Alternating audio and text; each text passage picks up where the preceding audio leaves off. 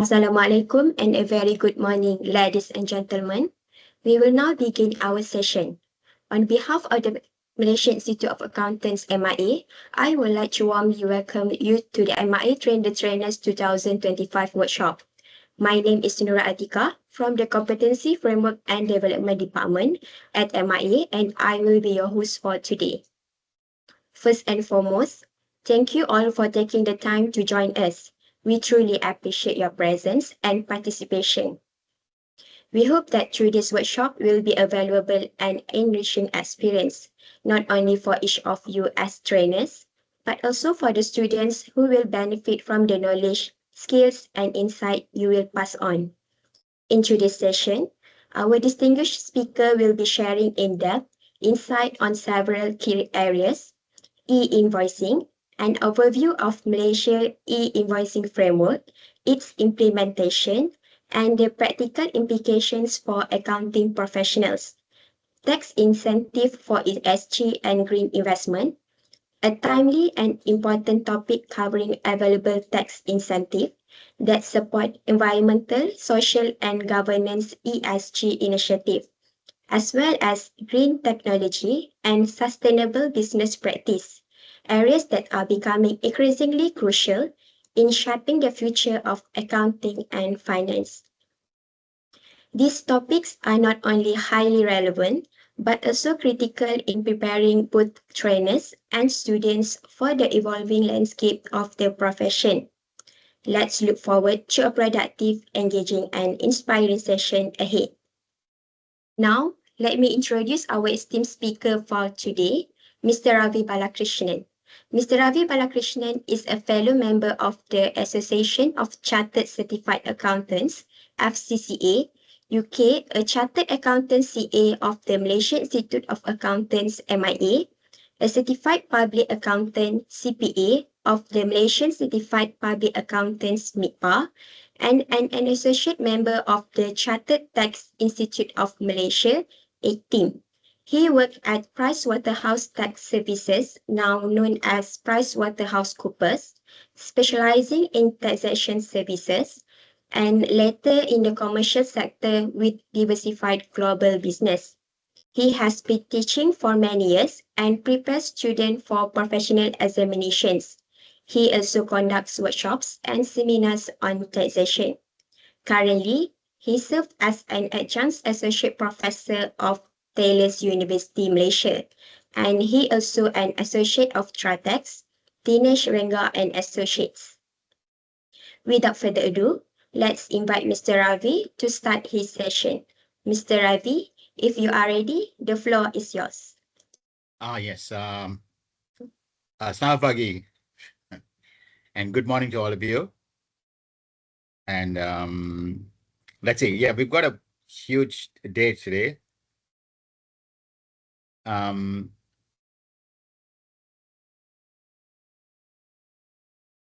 I'm going to actually talk about two topics. One is an e-invoicing.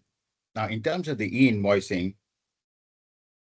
and we're actually just going to focus on certain aspects, especially the taxation aspect. And it is actually quite interesting. And let's see what happens. Okay.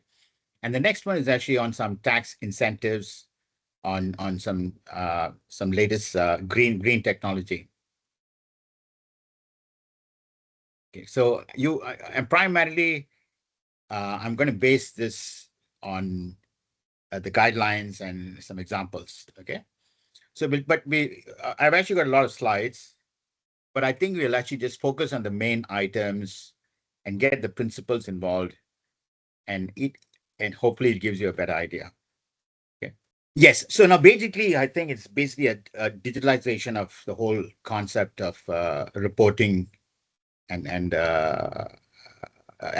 meeting the requirements of the revenue legislation. Okay.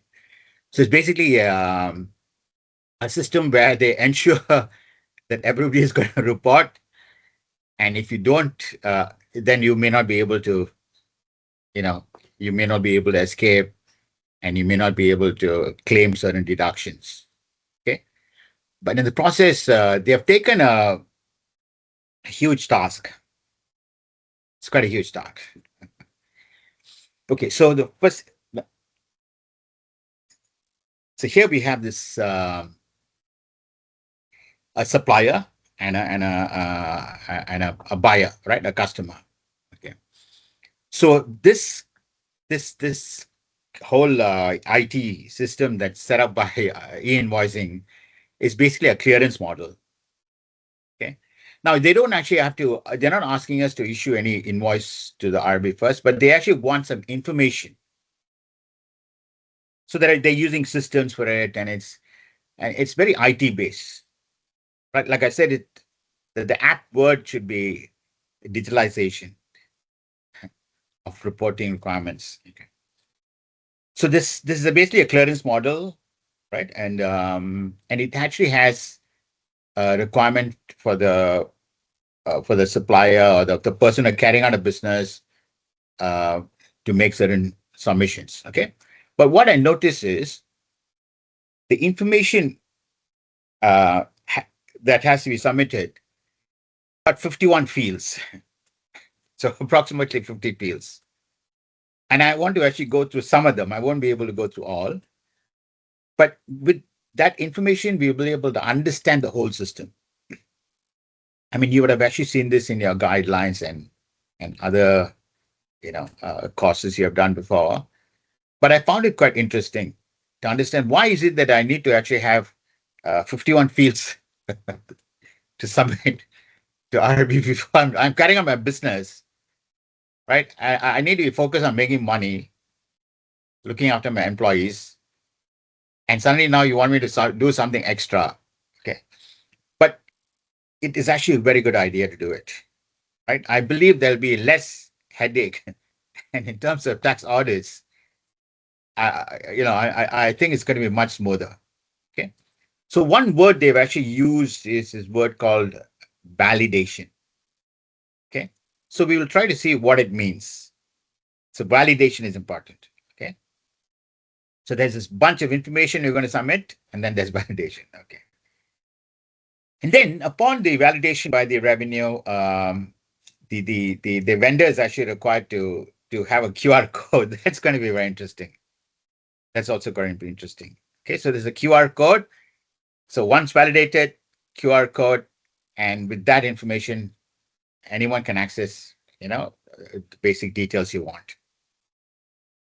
And now the scope is actually going to be almost everybody, right? As long as you're carrying out a commercial activity, whether it's through the government or with your consumer or to another business, it covers almost everybody. Okay.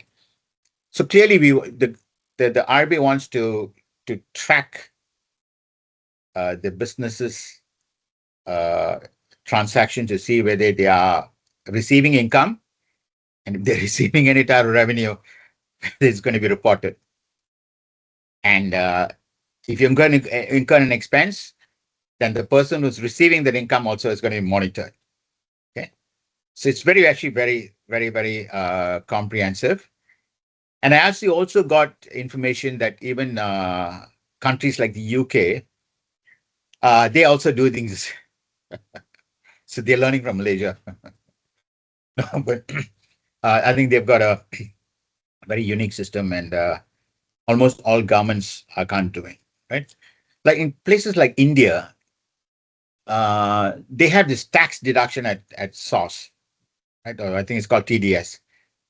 So now when I'm actually going to make a payment, say a rental payment to my landlord, there's going to be one amount you have to deduct, right? Now that is actually very, very cumbersome. Can you imagine the company is actually paying rentals of say 1,000, and you have to deduct say 10%, and so the money will be kept on behalf, right? And it's very, very cumbersome. But we decided not to do it, and I think it's a very good job done by the IRB. Now, as in any system, there are always exceptions, right? There are always teething issues, right? So so certain transactions you still can retain your invoices, right? So we'll look at some examples later. So it's a self-billing e-invoice, right? So self-billing is also important. So it's not only the person who's the vendor who is actually issuing an e-invoice. There is also sometimes a requirement for the person who's carrying out a business to actually bill, right? To self-bill. So that'll be another key word we need to know. Right? Self-billing, self-billed e-invoice. What are the circumstances where it's required and not required? Okay? Like, for example, transactions with foreigners, right? So the supplier from overseas is not expected to be in the system, so the self-billing will account for it. Okay. And one thing we noticed from the guideline is it actually applies mostly for persons who are carrying out businesses. So for us, employees and whoever not carrying out a business, we don't have to necessarily be worried about it. Yeah, right. Now the businesses should look at billing and accounts payable transactions. Yeah, that's expected. And now there are also certain, according to the guideline, there are some transactions such as staff claims, right, which may be actually affected. Okay, so we'll have a look at that later, right, with some examples. Now, the successful implementation requires a multi-department, right, working with the HR department and the IT department heading it, right, and then of course you got accounting, right. So it's primarily tax. Although we got certain sections in the Act, it's actually not very elaborate. It's not big. It's not much. But it's important for us to know the concept. And I've already explained that there are many commercial benefits, less tax audit, hopefully. Yeah, so the data entry is automated, right? Yes, a tax return is can be facilitated through the systems, right? And it's almost automatic, right? That's very interesting. So because we now at the moment we only have certain systems to actually generate a income tax return, right? Filing Form Cs. But now we've got a whole system of the accounting records, supporting it to generate a tax return. And I'm actually quite optimistic and very happy about the e-invoicing. Now, the e-invoicing actually streamlines certain operations, okay, and we expect some efficiency and because the technology cost, right, is always there, right? So, but the benefits is expected to outweigh the cost, hopefully. Okay. Now, certain micro, right, small medium enterprises, there is some kind of progressive approach to the whole reporting, and like I said, digitalization. Okay, so primarily most of the information is from the guidelines and various other sources, and you would have actually seen this also, right? So we've seen this. Okay, so now here. Now we got the basic abbreviations, but now since we are going to talk about e-invoicing, there are certain words that we have to now know. Now we know what is FDA, no big deal, right? We know what is ERP, but there is this thing called JSON, right? So this is like doing a computer programming course. But of course, we don't know what it is, right? It's very IT based. But this JavaScript object notation is going to be quite useful. It's going to be useful. Okay.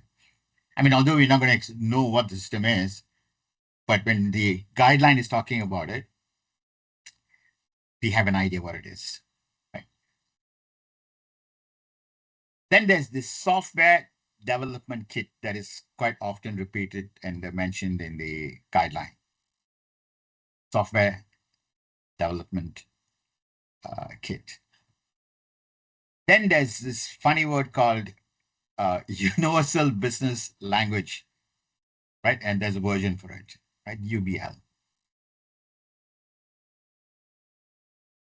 Okay, so we saw this earlier when the initial stages, and I think they've actually now given us a 1st January 2026 dates.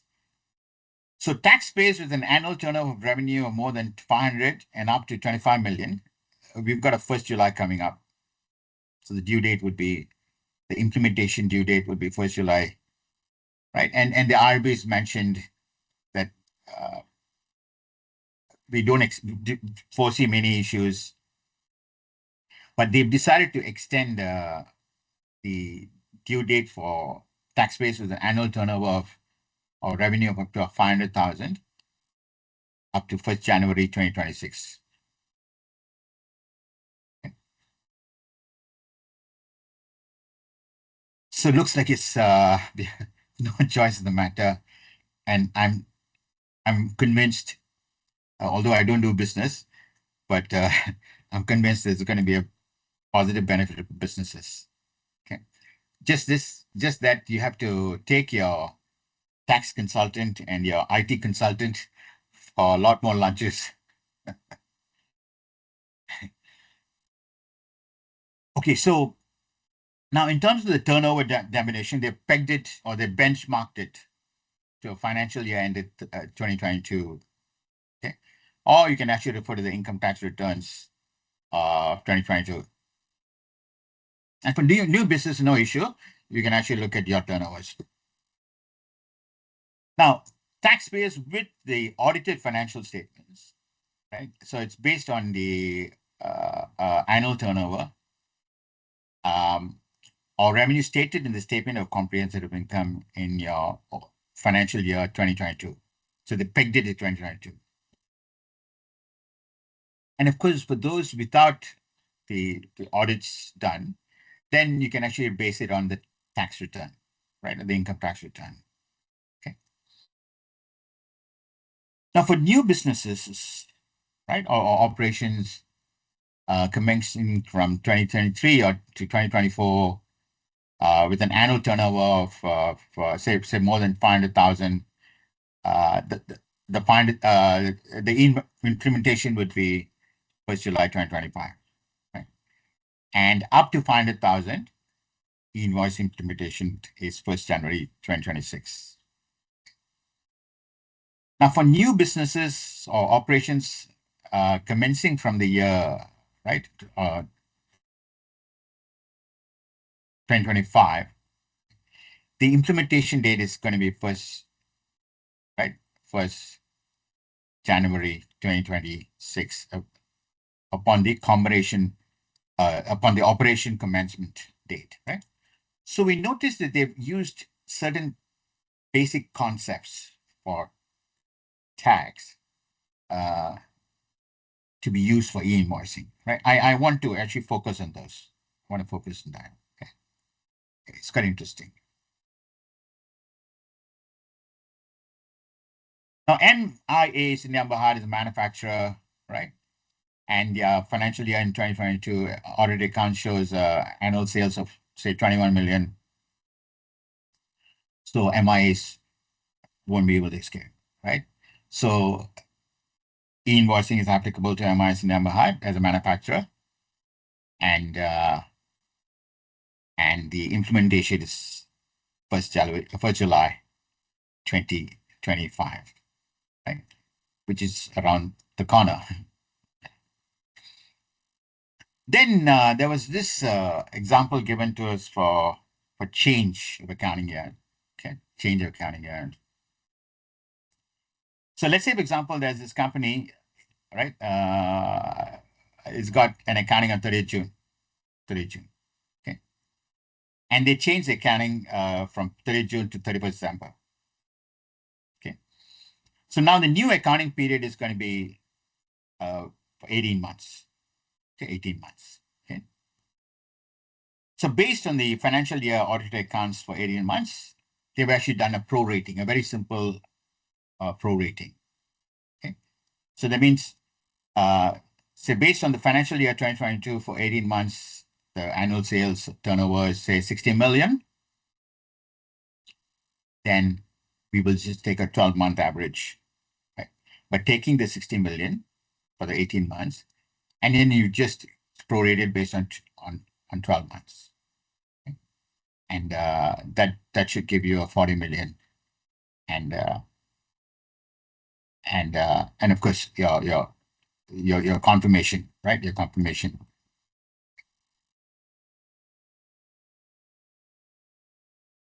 We also notice there are some exemptions. Okay, exemptions. Okay.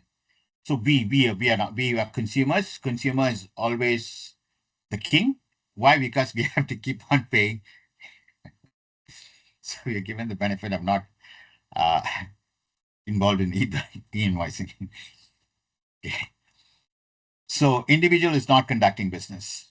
Okay. And then there are some diplomatic offices, statutory bodies, and then now for international organizations for transactions of any goods and sold before 1st July 2025. Okay, so I think the guidelines gives us some indication on what kind of organizations are actually involved. I think I have a slice on that.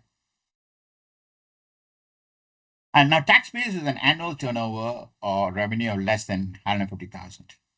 Okay. Now, if you look at 150,000, right, it's it's really not much, right? It's not many people are going to be involved in this, right? But nevertheless, I think it'll be good even for them to be involved. I think there are some voluntary, right, e-invoicing where you can opt for it. Now, there are certain exemptions, right? There are some exemptions. So e-invoice, right? An e-invoice or including self-billed invoice is not required for, say, employment income. Okay, so employment income. Okay. Now, disposal of shares of a company incorporated in or outside Malaysia, right? That is not listed in the stock exchange, right? Except, of course, where there's this, where there's involving the capital gains tax, which actually applies to those four persons. Remember, the company, LLP, trust body, and the cooperative society, right? Because CGT applies for them, but for us, no. So all the others are not included. All the others are. Now we have this contract value for the buying or selling of securities. So that is also mentioned in the guideline. So micro and small and medium enterprise with an annual revenue or turnover below 150,000 are exempted. And to be frank with you, they must consider looking into opting for an voluntarily, like for the e-invoicing. Like I said, anything for less headache, all I want to do is focus on my business. Okay. And it is not going to be that expensive. Although I have actually no idea how much it costs. Okay. Now, who's actually involved, right? So we are excluded. So individuals are excluded without any business, right? So companies and bodies of persons, right? So it's a partnership, a trust body, LLPs in, right? Almost everybody's in, right? Cooperative societies, associations. I mean, they've also got in the guideline representative office and regional office. it's quite micro. That is micro. I thought micro is not included, but almost everybody's in. Almost everybody said. Reads, right? So we expect reads, no issue. But regional office, yeah, they're included. Yeah.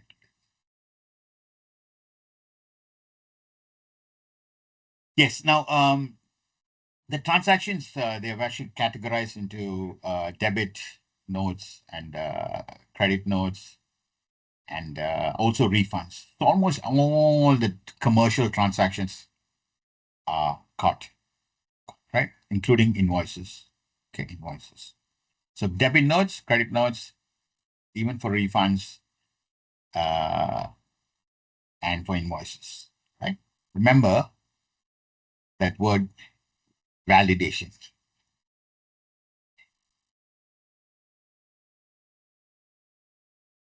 Okay, so invoices from overseas. Okay, so there's this self-building mechanism. Okay, and they've given us a very good guide, right? So I want to share some information with you on that. Okay. Now, in terms of the offenses, right, and so we got a section 120 sub 1, which is there's a fine of 200 ringgits, right, and up to 20,000, or there's a 6 months jail, or both. Okay, and then there's of course for non-compliance, you may not be able to get deduction for the expenses. Okay, so it becomes very, very important for us to ensure that we try to make all efforts to comply with the requirement,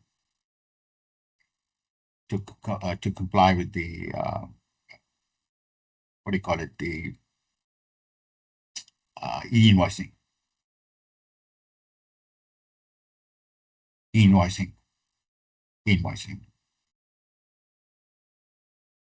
Now, for non-compliance, right, section 82, right, has got some information, and we need to be aware of it, right? So failure to issue e-invoices is section under section 82 is an offense. Failure to issue self-billed invoices when it's required, right? So subsection 6 of section 82's capital C. And then failure to issue, there's this consolidated e-invoices, also allowed, but of course there's a time. There's a due date for that. Okay. And we notice there is really not that much time. Okay. So what I understand from the businesses now is even retail businesses, right? They have this POS systems. It's almost real time. And remember, if we don't comply, then the RBI is going to come back after us, right? So typically, we've got say, for example, a supplier, right? Supplier, and he's making a sale, okay? And then there's this purchaser, the buyer, right? The customer. So there'll be a lot of e-invoicing requirements, okay? And in the event of there's a refund, we need to actually make sure that is validated. Okay, so the transaction to issue the invoice, and also if you want to get say a refund, that e-invoicing system now is going to help us, right? It's going to help us. Okay, and now we are going to look into it with a little bit more detail. Okay. Okay, so the current model is very straightforward. There's an invoice issued by the supplier, right? And typically it's through conventional methods. Okay, so we know that. Now for the e-invoicing model now, right? Now the supplier is not issuing an e-invoice to the RB. He's providing a bunch of information to the RB, and the IRB will actually review it. Okay, and that process of validation is done by the RB. And the RB is actually mentioned, the guideline is mentioning that it's almost real time. Right? It's not going to be too much of the, like I said, businesses are actually focused on making money, not on administrative matters. So the RB has actually made sure that the system is such that it's not going to, right? Now, this information here is done through this electronic means, right? And they've got this word, right? So this is where the IT comes in, right? So the JSON, right? We saw that earlier, or the XML systems, okay, programming. Right? So there's no more PDF like, right, the conventional methods. And I think the RBs, they've got some very good systems.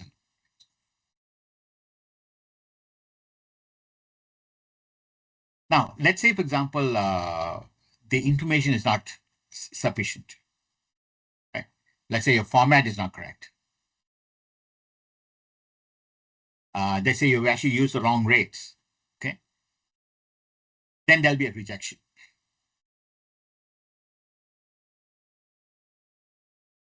Okay, so there's a rejection. Okay. So there is one kind of monitoring done. And although they've actually mentioned real time, they don't expect to be too much delayed. So we expect the information to be there. And of course, the IT guys, and you should already know how it's system, because the system is already in place, right? The e-invoicing system is in place.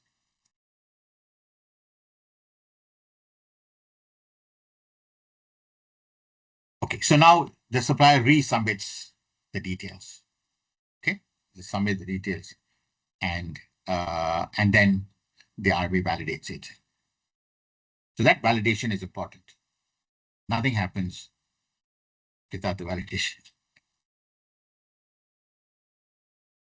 So here the invoicing model, right? The RB now, right, validated and accepts and confirms the information, right? As you are, make payments to a landlord.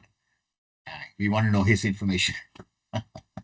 Primarily, the RB wants to know how much is the rent you're paying, and to whom you're paying, and whether it's a real person or not. And here, the RB actually issues a unique identification number. Okay? We got a tax ID, right? The TIN, but this is the unique identification number, and this is the reference number, right? This is the reference number.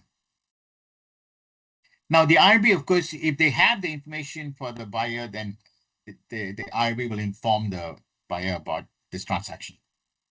Okay, so it actually is it's very efficient. It's very efficient, clearly efficient. Now here, this is where the RB, the QR code systems, right? And I was just recently, I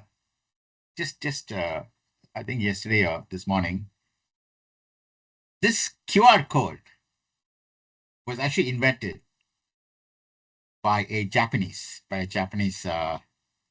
forgot his name, but it's one of the most useful, one of the most useful inventions, right? I mean, you remember you remember when you go and say you go to a mall, you go to Sunway Mall, right? You go and do your shopping. And now the system actually, see, we used to have this whole machine of paying for parking through this machine, right? Now it actually doesn't require the machine anymore. Just a silly, beautiful, wonderful invention of QR code. But of course, like every other technology, it has its weaknesses. It can be hacked, right? There's a lot of information. So there's a lot of risks, right? So with the QR code systems, I'm hoping that it'll be very secure. Okay? Because we have a lot of issues relating to it's quite easy to access, right? To hack, right? So again, through our WhatsApp University, information from WhatsApp, there was this car park, and they had this a bill, an invoice. So as though somebody parked, right, and parking compound, right, and it had a QR code, and it tells you, please scan, right, and you can make the payment, right. But the warning is, don't scan, don't scan. Okay, go and check, go and do a manual check, go and speak, right, to the management office or whatever it is, right. Ladies and gents, we have to be ready for it, because now this QR code is going to be very prominent. Right? Just because you're receiving a document and it has a QR code, we need to check and verify, is this a real transaction? Okay, because I can't afford to scan something that provides a lot of information and avoid headaches. Yeah, so primarily now, clearly the concept for e-invoicing is if you have income, you prove it, then you're okay. And of course, you have an expense, then you got to prove it. Right? So this e-invoicing system will actually enables that. Now, the self-billing is something that is also required. As you notice, non-compliance, right? Non-compliance is quite severe. It's quite severe. So taxpayers now would have to issue, right, e-invoice so let's say you're actually purchasing something from foreign supplier. So that requires a self-billing invoice. And I think initially we would expect a problem, an issue in every type of situation. But as it comes along, it becomes very smooth. Right? So now the taxpayer is acquiring the goods or the services, right, from the foreign supplier, and receives an invoice from the foreign supplier. And of course, they're not using our Malaysians. The IRB's got a system called My Invoice System. My Invoice System. Very nice. And the taxpayer will be required to issue a self e-invoice to account or to record or to document that expense. So we expect a lot of transactions for businesses with those foreign types of transactions. So the e-invoicing transmission models, right, it's got this portal. It's called the My Invoice portal, hosted by IRB, and it's accessible to all taxpayers. Okay. And it enables individual generation. Now, another word is also quite interesting is API. Right? So API is also quite commonly used in the guidelines. Application programming interface typically is for high volume transactions. So we don't expect many businesses to be having APIs. Typically MNCs, so it requires upfront investment in technology and adjustments to existing systems. Okay, so API. Okay, so now in terms of the fields, right? So we expect the normal information. Okay, so let's look at those funny ones. Right? The normal ones, what is your name, what is your TIN, and all that we already know. Okay, what is your IC number, or whatever. Okay, but they also want to know what is your SST registration if you have any. Okay, so just remember the field, right? The field, that information now you're providing to the IRB for the validation of your transaction. requires this information, right? Your SSC registration number. And then the suppliers, this is Malaysia's standard industrial classification code. Okay, so it's basically the 5-digit numeric code that represents the type of business nature and activity, right? So the MSCI and all this IT systems would have probably programmed it based on the information that the business are providing. Okay. Now, at the same time, one of the fields that they're requiring for the buyer is the ISST registration number. It's quite comprehensive. It's quite comprehensive. Okay. So apart from your name and your address, it's a lot of information. And also the business activity description, okay, which is already in your system. And once you have it done once, then more or less it's standard. Okay. Then they ask you for the amount, right? And if there's a, say, original invoice reference number, for example, if there's a unique identifier number, then you need to key it inside. Okay. Then there's concept of a digital signature. Okay, we expect that, right? And then they've actually asked us to refer to the SDK, the software development kit, right? So once you're familiar with this, it becomes very friendly. It becomes very user-friendly. And we accountants, not very, tech savvy. You guys are, because you guys are much younger, but it actually helps understand it.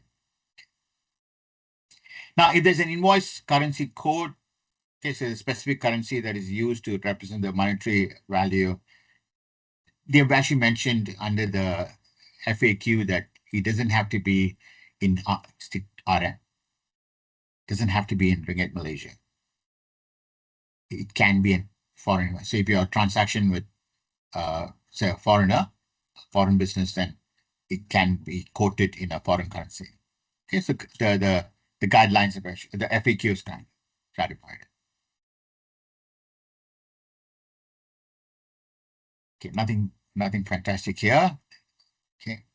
Okay, so now, ladies and gentlemen, this is actually from the guideline, and it's just too difficult to understand it.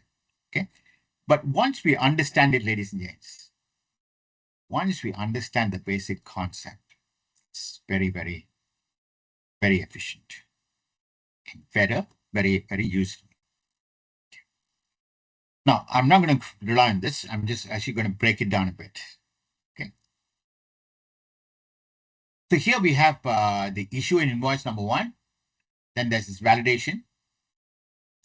And then we have, right, you have all this. Okay, so let me just, I've got another one here, which is a bit much and less body. Okay. So here we have the supplier, okay, and he has an option. Has an option. Okay. So there's an issuance, right, where the invoice, right, or the debit or the credit notes and the refunds, right, information will be given to the IRB. Okay. Or in the case of an API, sorry, right, API, the programming, right, interactive programming. So we have this issuing of the invoice, debit notes and credit notes and refunds, right? And it's more a direct technology provider. Okay. And it also includes cancellation. So if you want to cancel also, you need to validate it by the RP. Need to.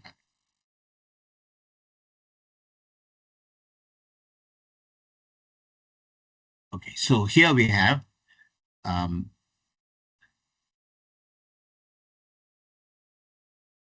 the return validated invoice. So you're submitting an validation for an invoice, then the RB will actually be returned, right? Return validated invoice, right? In the event it is there's an error. Okay. So once the RB actually receives information, there's this validation notification. Okay. Or if they say, for example, so this information is actually in the RB cloud and it's stored in their database. Okay, stored in the database. Now, once the supplier receives the validation, okay, here he's going to share the sharing of the invoice of the visual representation to the buyer. Okay, so it's quite almost straightforward.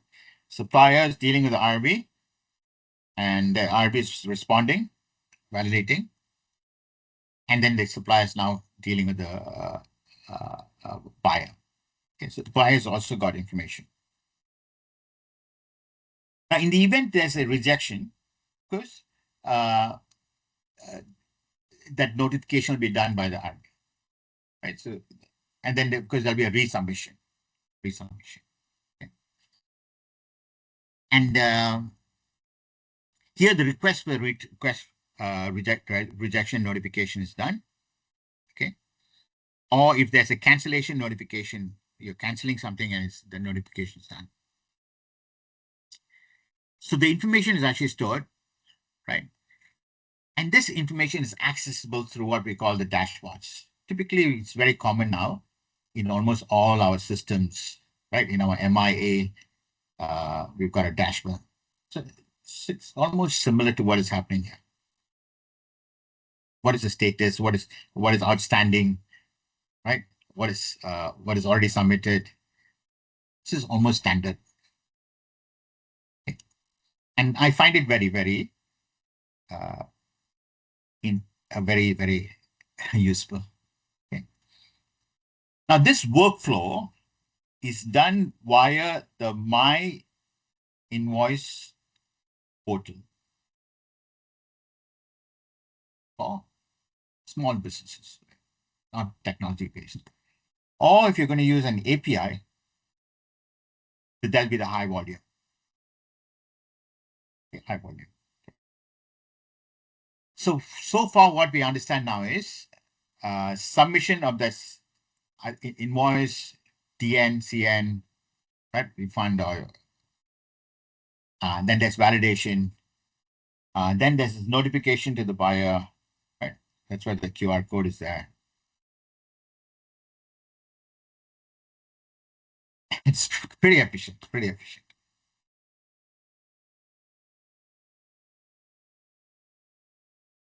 Okay, so the supplier now, right? The supplier now is using a software, right? So, right? They have their own integration, for example, as another option, or using the IRB portal, okay? And we issue the information relating to the invoice, okay? And then that's this e-invoicing validation once the IRB receives and processes the information, and it is real time, okay? But in the event that the information is not sufficient, then sorry, there'll be a rejection. Okay, so that rejection, then we need to actually probably resubmit the information that is required. Okay, and then the transaction with the buyer, right, will have that QR code, right? But the reason I'm actually having this slide here, there's this 72-hour time frame for the e-invoice cancellation and rejection.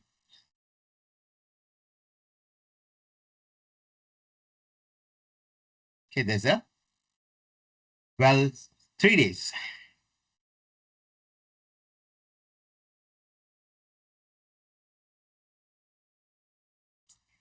And if you notice the information given to us that no editing is allowed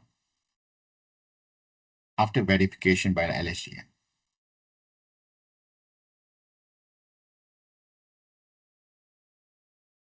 So I guess we need to work with the buyer, right, our customer, and say, look, this is what it is, right? This is what it is. Now, there's no change in information, please.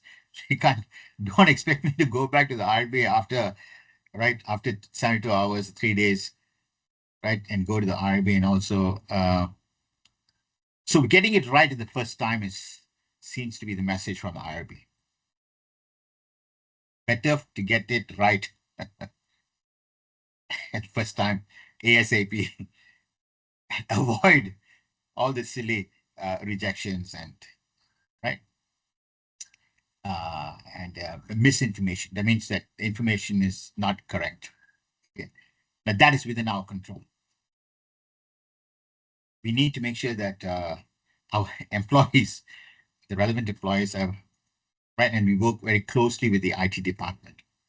Right. So I expect accounting, tax, and IT, and initially, having a lot of hands-on, right?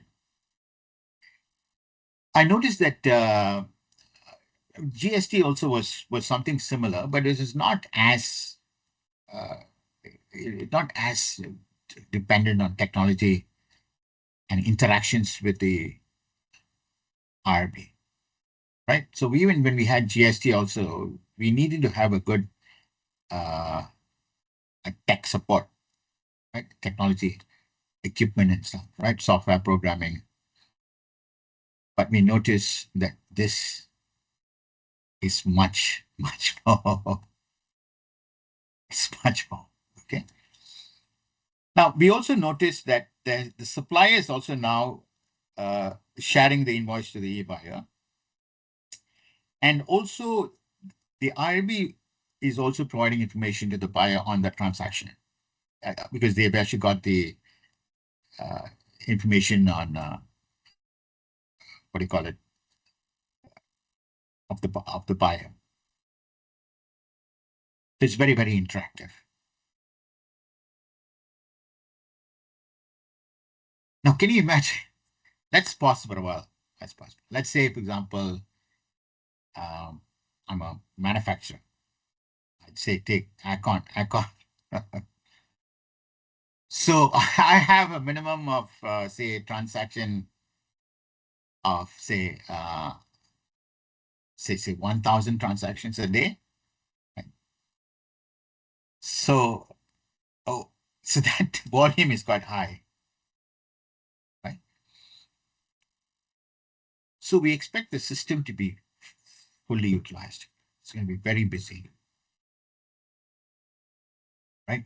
And as a general rule, transactions with commercial transactions is very smooth, but there are exceptions to the rule, right? But that exceptions now we need to focus and minimize it. I mean, I think you can't remove it 100%. It's not easy, but you will agree with me that we better get it right. Okay. Now, you see, what is worrying is you have things like no editing allowed after verification of LHDN. You must give us exceptions.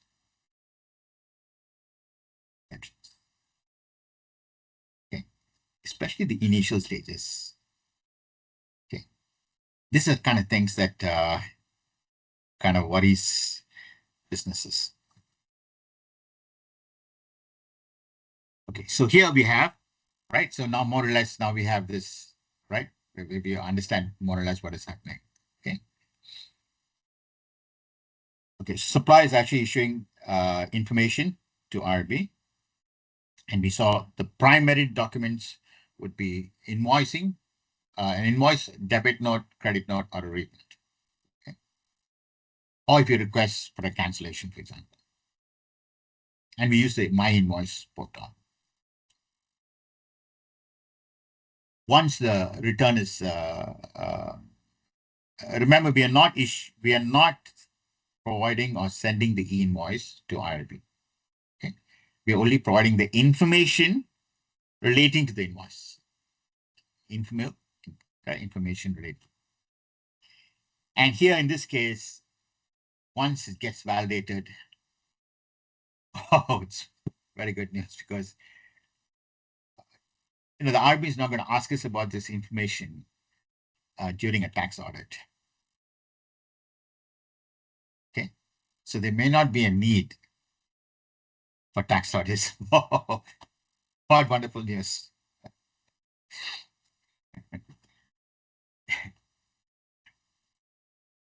Now, in the event the information is not incorrect, then there'll be an error message displayed, okay, by the RB. Okay. So here the supplier is transacting with the RB, the information is in the cloud, right? That validation notification is given and is stored, right? And that is also a notification to the buyer. Remember, the information that we are providing to IRB for e-invoicing is including the buyers, right? The suppliers and the buyers.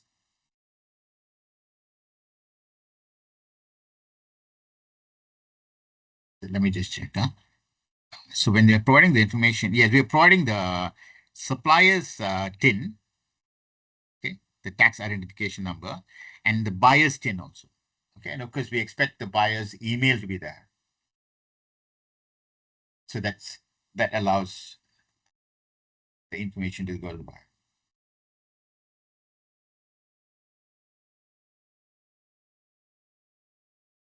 And of course, I think that makes it easier for the buyer.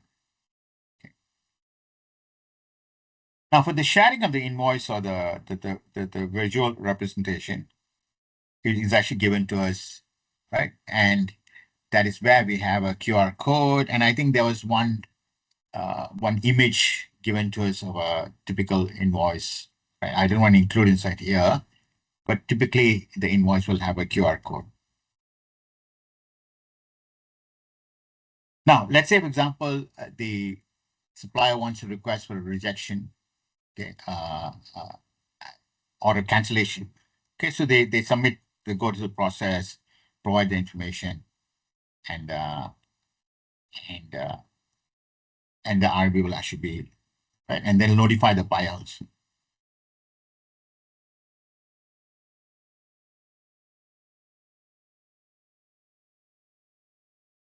Now, here they've actually mentioned that the information is stored in the cloud and also in the RB database.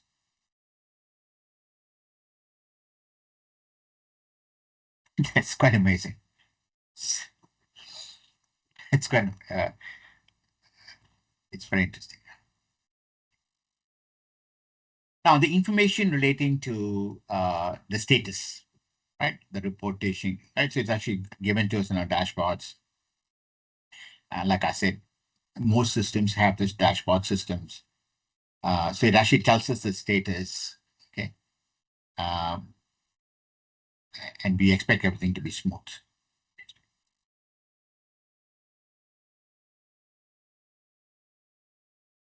Okay, so now more or less, we have an idea of the supplier, transactions, the buyer, and the clouds, right? The clouds information. Okay.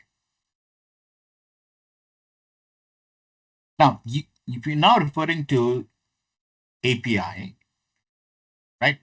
For API, it's almost the same. Right, so you'll have the two systems, RB system and the taxpayers system, API system interacting, and the same thing is going to happen, right? The supplier is going to provide the issue the invoice, debit or credit note or a refund notice using the API system, right? Not a my invoice portal, but okay. And it's the same thing, right? But it's done through the API. The same thing happens here. Okay. It's the same. Okay, so let's look at the examples given to us in the guidelines, which you would have seen, but like, I just want to highlight a few points, just a few points. So the supply called S, right, is an SME that supplies stationaries, right? Now S actually generates an e-invoice for sale of 50 stationery items bought by a buyer on the My Invoice portal. Okay, and they're submitting to the RB for validation. Okay. So upon validation, both the stationery hub and the buyer, right, are both notified. Okay. And then the buyer will also be receiving a validated invoice from the supplier. Okay. So can you imagine just one system in the middle, and then there are three parties involved, right? Supplier, IRB, and the buyer. So we're going to be very close, working very closely with the IRB, which the IRB is going to be very happy about. No more trying to escape.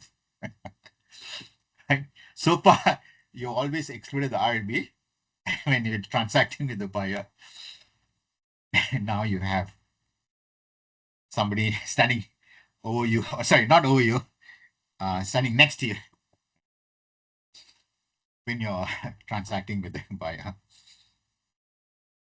Now the buyer is actually able to check the invoice, right? And for accuracy and completeness, right? Whether the tin number is correct, the price, right? The product quantity, right? Now, in the event that this is an error, then there's a request for a rejection for the invoice. Okay.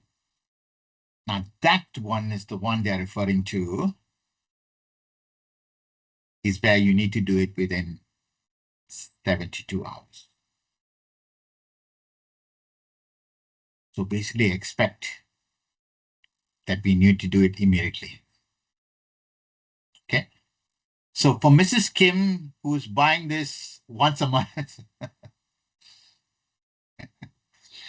she has got a lot of time. But for a business, right, who say a manufacturer, I used to work in a company that used to manufacture air conditioners. It is it's a Japanese based. They've got a manufacturing base in Malaysia, and the number of transactions, ladies and gents, it's it's not one a month. So now they need to have they better have a pretty good system to monitor this.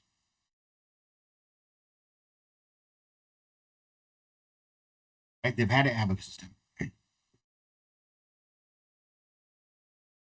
Okay, so as far as the supply is concerned, that is this confirmation of the income, right? The inform the information is confirmed. And as far as the buyer is concerned, his headache of proving the expense is no longer required. Okay, through this e-invoicing system, right? And it's one of the best news. And best news is where you're reducing the scope of a tax audit. Reducing the scope of a tax audit.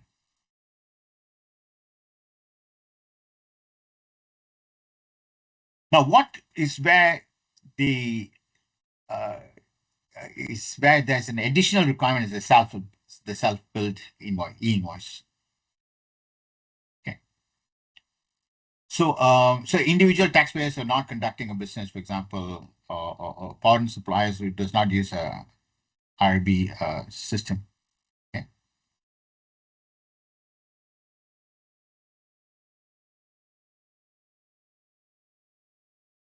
So here we have say a supplier is right is obtaining the buyer's details. Okay.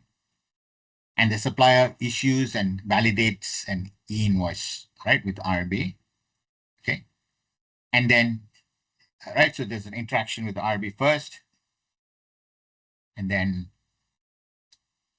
the supplier shares the validated invoice or the visual representation to the buyer.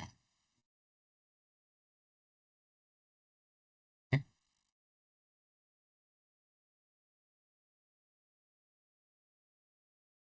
That information is available to the buyer. Now the buyer actually scans, right? If you look at 4, scans the QR code and representation to view the invoice validity. And the buyer is able to substantiate, prove, right, the amount for income tax purposes. Okay. So in this case here, there's this process where, right, but say the buyer requires an invoice, right? So in this case, now the supplier issues a normal invoice receipt to a buyer. Okay. And then the supplier actually consolidates all the receipts on a monthly basis. Now the supplier issues and validates the consolidated invoice, and it is actually with the IRB system. So in this case, the transaction is actually through a consolidation. Okay, so let's have a look at that on how and what are the due dates for that. Okay. So let's say we have a buyer, right? He spends about 2,500 to buy a phone, okay, from a company, right? GT. And the buyer is actually requested for an e-invoice to be issued. Okay. So of course, now you want something from us, you have to provide information, your name, right? Your IC number, your TIN. Okay. But in this case, he says, sorry, I don't have my TIN, I have only my IC number. Okay, so the information now, and in fact, if you go to the My Tax IRB system, right, the portal for taxpayers, you can get that TIN number, right? And now they've made it in such a way. Let's say, for example, now I'm the one who's buying the phone, right? I'm the one who's actually buying the phone, right? And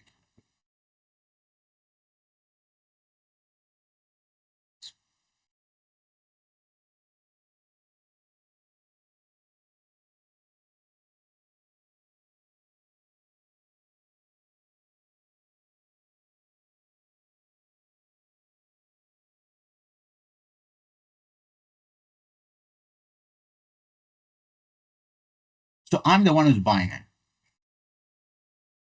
Okay? I'm the one who's buying it.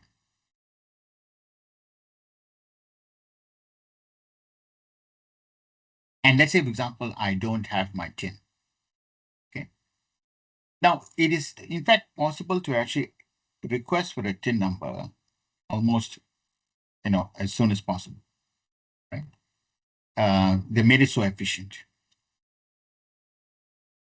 But in this case, the buyer does not have a TIN. He's just using the IC number. So the guideline actually tells us that the company, right, can still issue an invoice to the buyer, right, even though the TIN is not provided, right? Now, upon receiving the validated invoice, the buyer will be able to use the validated invoice as proof of expense to substantiate for tax purposes. Okay, and of course, on the question on whether we need all the transactions to have a validated e-invoice, the answer is no. So you can actually claim certain, you may be able to claim certain reliefs under certain circumstances, even if it's not an e-invoice. Okay, so the guideline has actually also mentioned that. Okay, but eventually, I think the whole system will be there and we should be able to have an e-invoice.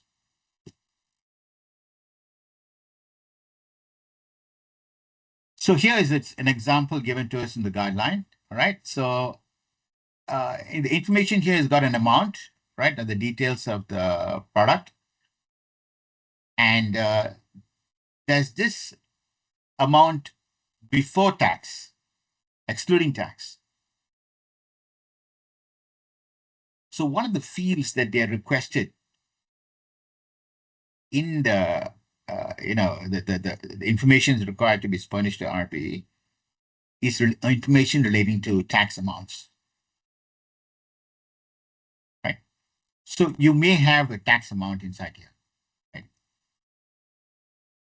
And then you quote the amount total including tax and the total amount payable, okay? And then you'll have a quote, right? So you have the dates, right? The information. And this document is a visual presentation of an invoice. Okay, so that QR code is actually accessed through the IRB system, right? The database and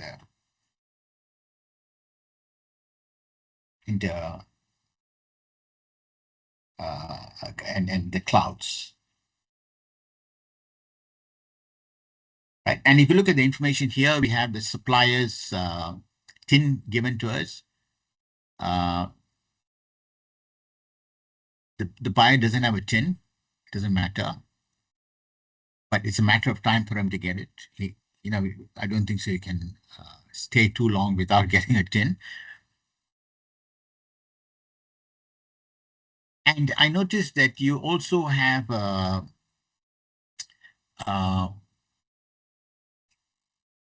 there's this unique identifier number. Unique identifier number. And we have an idea what that means. We have an idea. We have an idea what that means.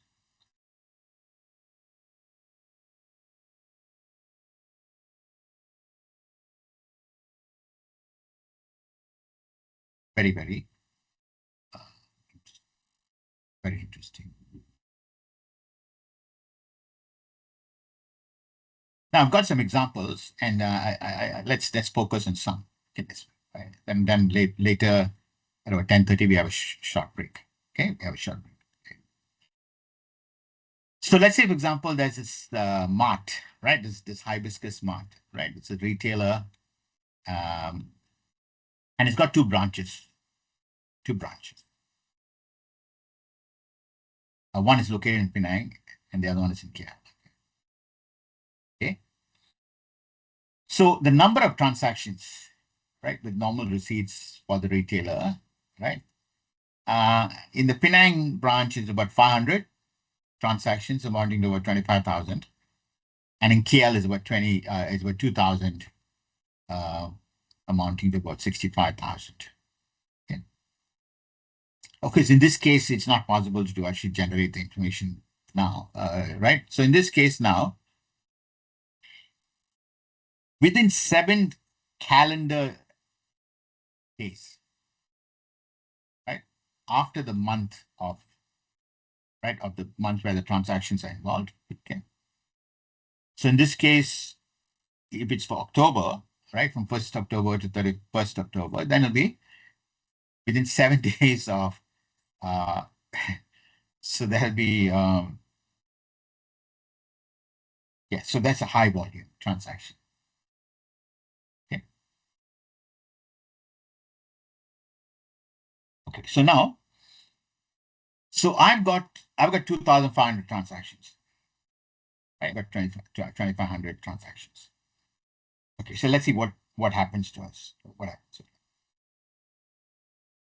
So the retailer actually issues 2 separate consolidated e-invoice. 2 separate. So he doesn't combine the 2,500. He maintains the 500 plus the 2,000 separately.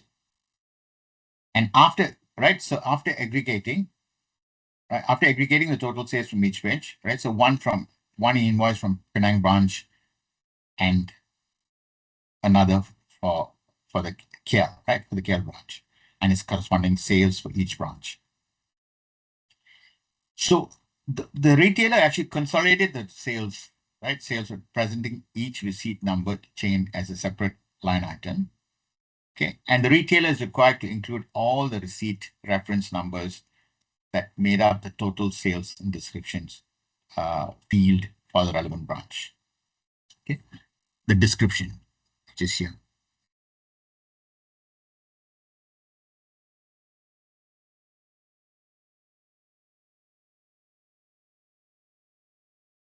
So we expect some transactions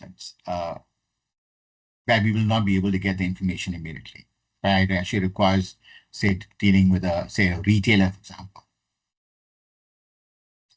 But let's say, for example, if I'm actually carrying a business and I wanted the information, then I would actually have to request for it.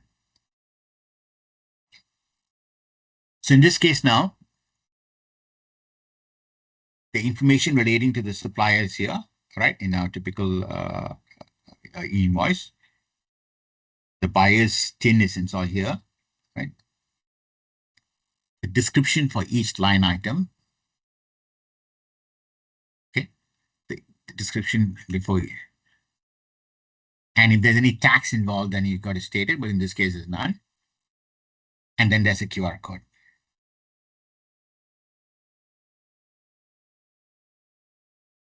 So accounting purposes, we will actually determine what is the expense for accounting purposes. Okay. So we expect some kind of transactions which some retailers such as this, right? Typically a business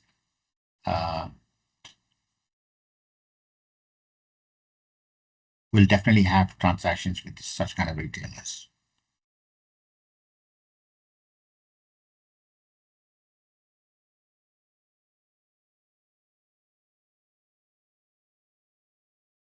So now let's look at some additional examples, okay?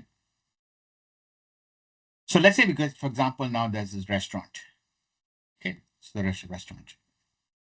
And there are three, right? Three suppliers of the services, okay? And, right, so they have three transactions, okay? So the buyers actually did not request for an invoice. Okay? So the restaurant, right, issues the receipts, okay? And on 1st August 2025, right, i.e. within 7 calendar days after the month, okay, after the month end, right, the retailer, the restaurant actually aggregates all the receipts for the month of July and issues a consolidated invoice. Okay. So the process goes on, go my invoice portal, or in this case, API is not, we don't expect API, so my invoice, and he submits it to the IRB for validation. Okay. Now, the restaurant is not required to share the consolidated invoice with the buyers. Okay. As the consolidated invoice is issued to the general public instead of the specific buyers. Okay. So this is a proof of the income for the restaurant. Okay. And its buyers have not requested for any invoice to be issued. Okay. And focus for information, technical related information, of course, the SDK provides it, okay, typically for the IT software provider.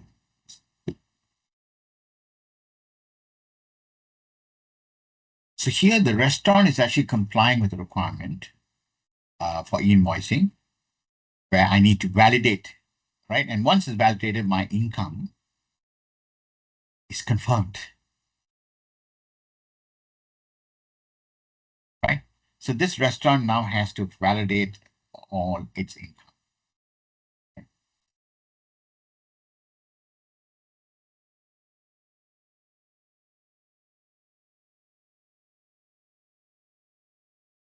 Okay, so what happens if, say, a patron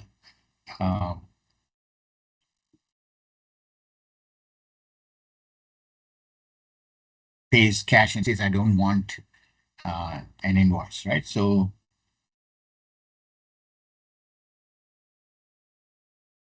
yeah, but in this case, you see what happens is if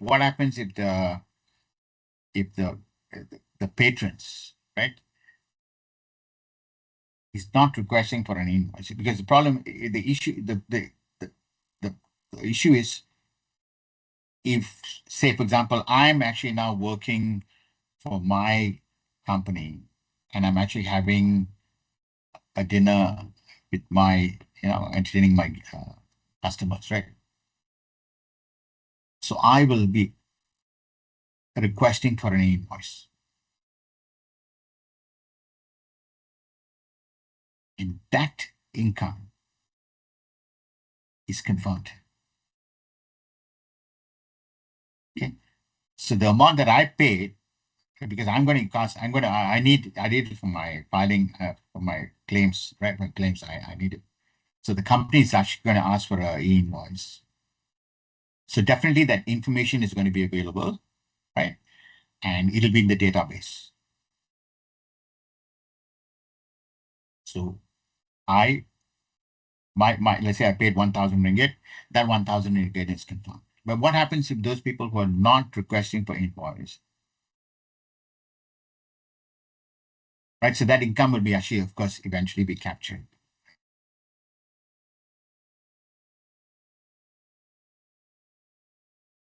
So in this case now, you have, right? So we have, let's say we have, yeah. So all the 3 transactions right here, and we will be issuing the invoice. Okay.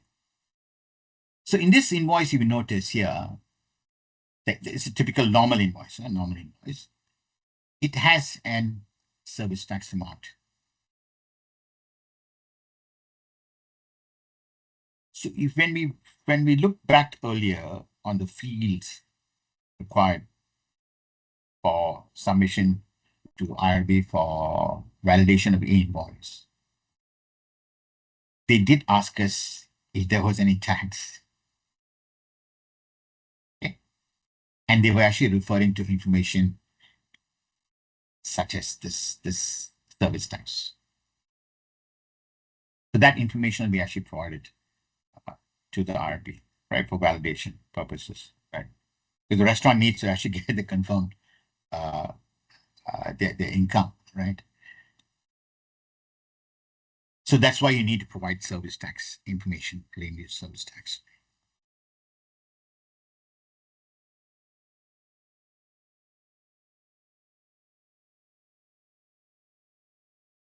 So here, so let's say, for example, now the restaurant has 3 transactions, right? Or the 3 invoices that is issued. So here is consolidated. Okay. So we have a 1, 2, 3, 5, 1, 2, 3, 4, 5. Then we have a 1, 2, 3, 9, 0 here.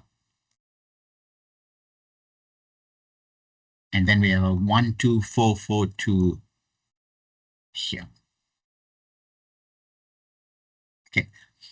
And so that amount, say for 1, 2, 3, 4, 5, so the transaction was 75, right? 75 plus the tax amount of 6%, and then the total amount, okay? Total amount, right? And the tax amount is actually shown separately. Okay. And the QR code will be able to actually provide the information that you want to make a claim. right? So my invoice was 12345. So I can actually claim for, say, the amount that I paid.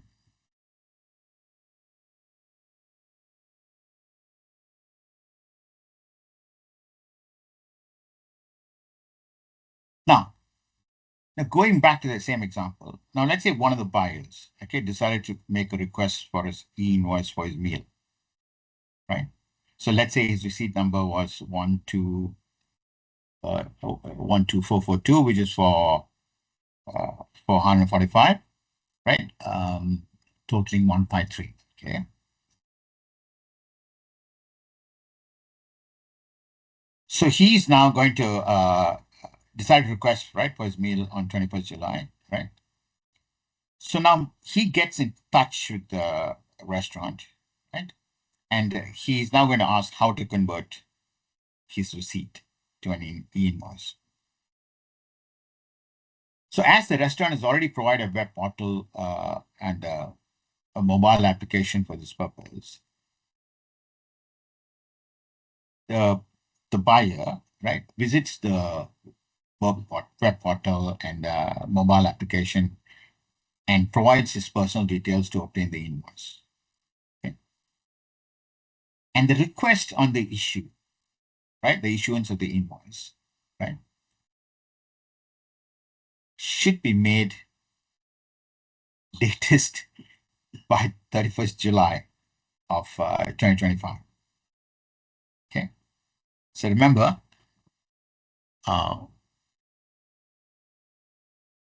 yeah, so the information is available for him, but he's got to make a request,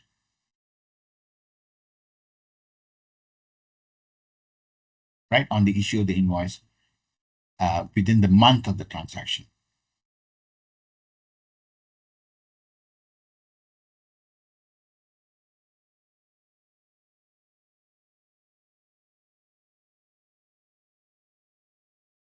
So now, do we expect a lot of transactions similar to this?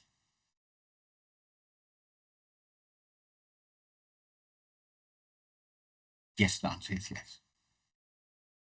The answer is yes. Now, is this going to be a hindrance? Is it going to be a cumbersome?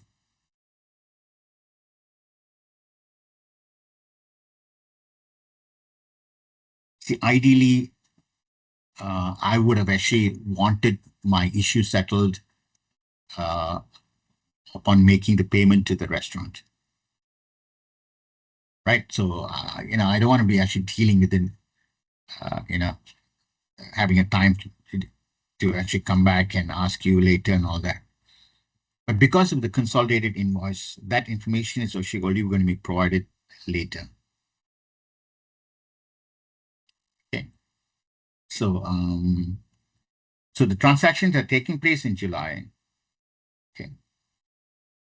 And so I expect the invoice when I make the payment, the date when I'm actually going to the restaurant. But because the restaurant is actually doing a consolidated invoice, he's going to aggregate all the invoices for the month of July, and he's going to do a console invoice.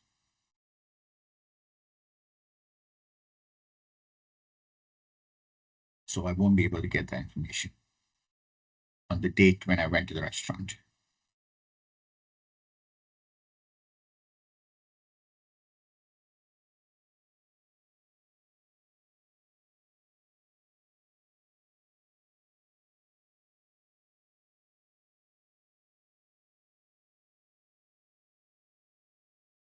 But that information is available. Okay, now we saw a concept of a restaurant doing a console, right? Console, e-consolidated invoice. So the timing is actually important. And for us consumers who require an invoice, we also have a deadline. Okay.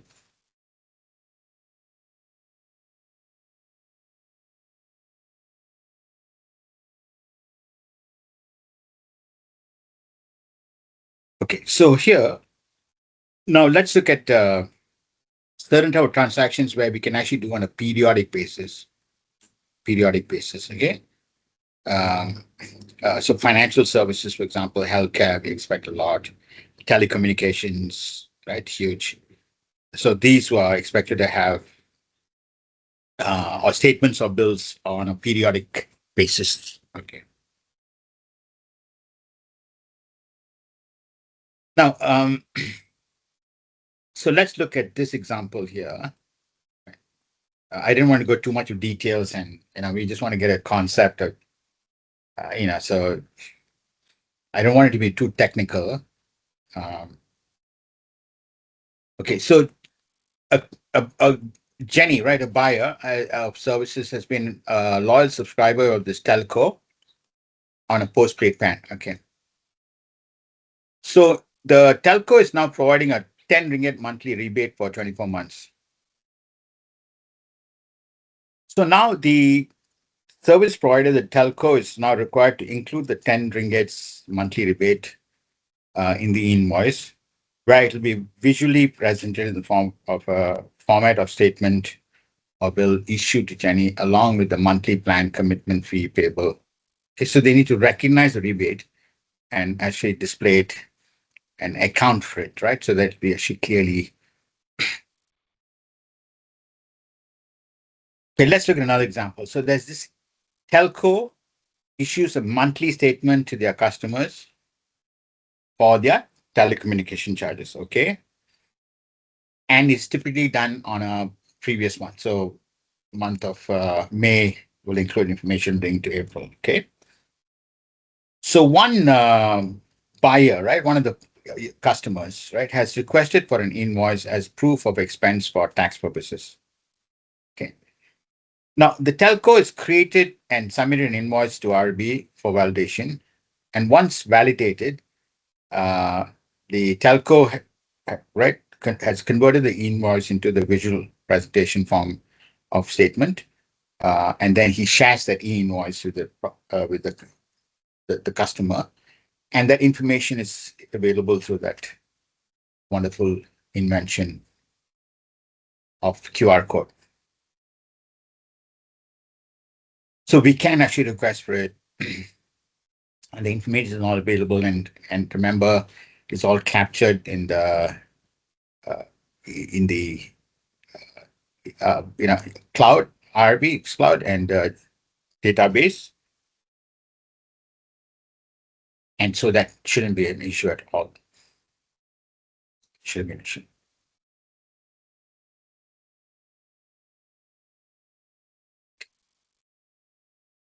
Now here, there was one very interesting concept, right? I wanted to actually highlight. You would have probably recognized it. But from a tax point of view, they've applied some tax rules to e-invoicing. So it is important for you and me to make sure that we are aware of this. Now, there's this landlord, right? And he's conducting a business, right? So the guideline is saying, okay, there's this person who owns a property and renting it out, right? And he's now receiving rental income, but he's carrying out a business. Okay. Now, this landlord is required to issue an e-invoice to the tenant. Okay. Including the utility charges issued to the landlord. Okay. Now, what do you mean by a business? The guideline actually clearly indicates a landlord, a property owner, right, will be categorized as conducting the letting or the letting of real property or the rental activity, rental, will be regarded as a business house. And then they actually go and refer to Section 4 small a of the Income Tax Act, saying that rental income will not be treated as a 4 small c, it will be a 4 small a. And that criteria is mentioned in this public ruling that is stated in the e-invoicing guideline. Okay. That guideline is titled Income from the Letting of Real Property. Now, the criteria that they're actually referring to, right? If you, most of you actually know this, but let me just go through it. There's this concept where one important condition to regard the business income as a business source under accessible under Section 4 small a, if the landlord provides what we call MSCA.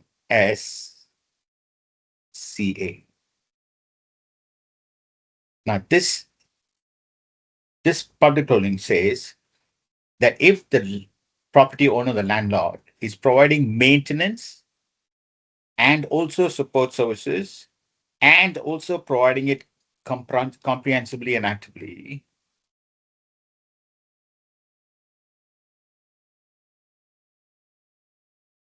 then that we regarded as a business source under Section 4 small a, and it's not a passive source under Section 4 small b.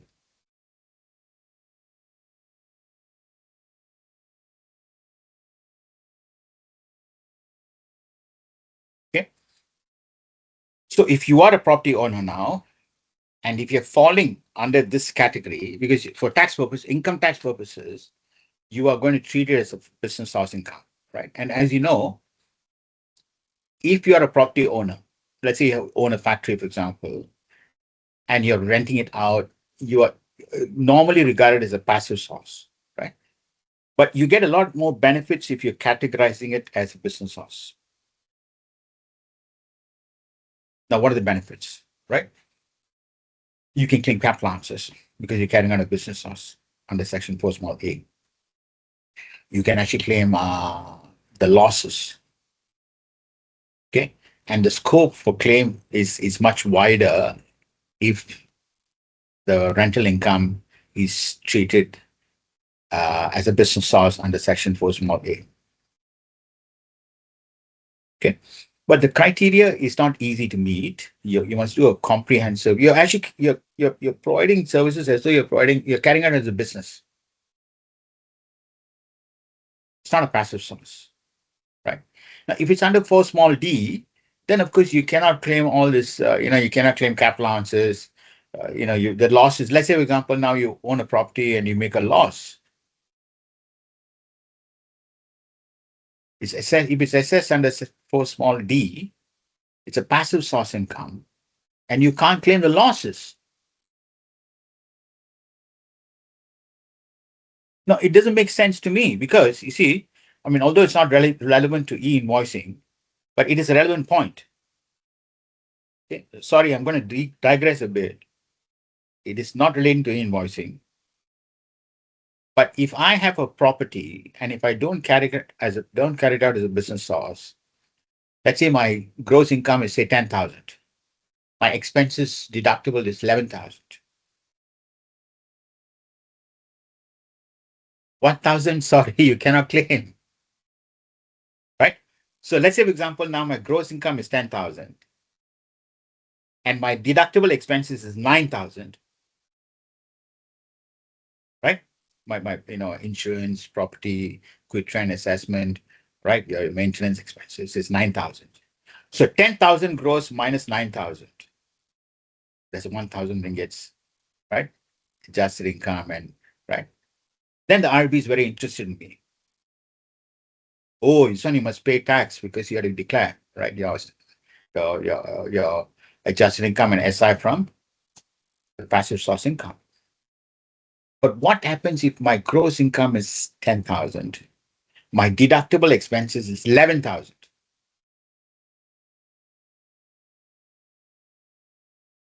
What happens to that 1,000 ringgit loss? The RB is saying, oh, sorry, Ravi, we cannot help you, law, cannot claim law. That is not right. Are you expecting all landlords or property owners to always generate income? Not necessarily so. My old ex-boss, he was having loss, but he couldn't claim. Unless, of course, he goes and meets the criteria treated as a business loss under section 4 small a.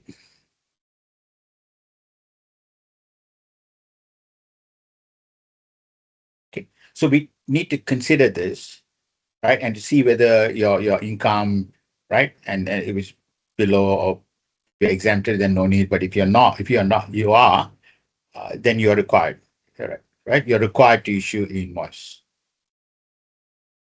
This is a very important point. There are many property owners, and they derive a lot of income from rents. Okay. Then there was this information relating to disbursements or reimbursements.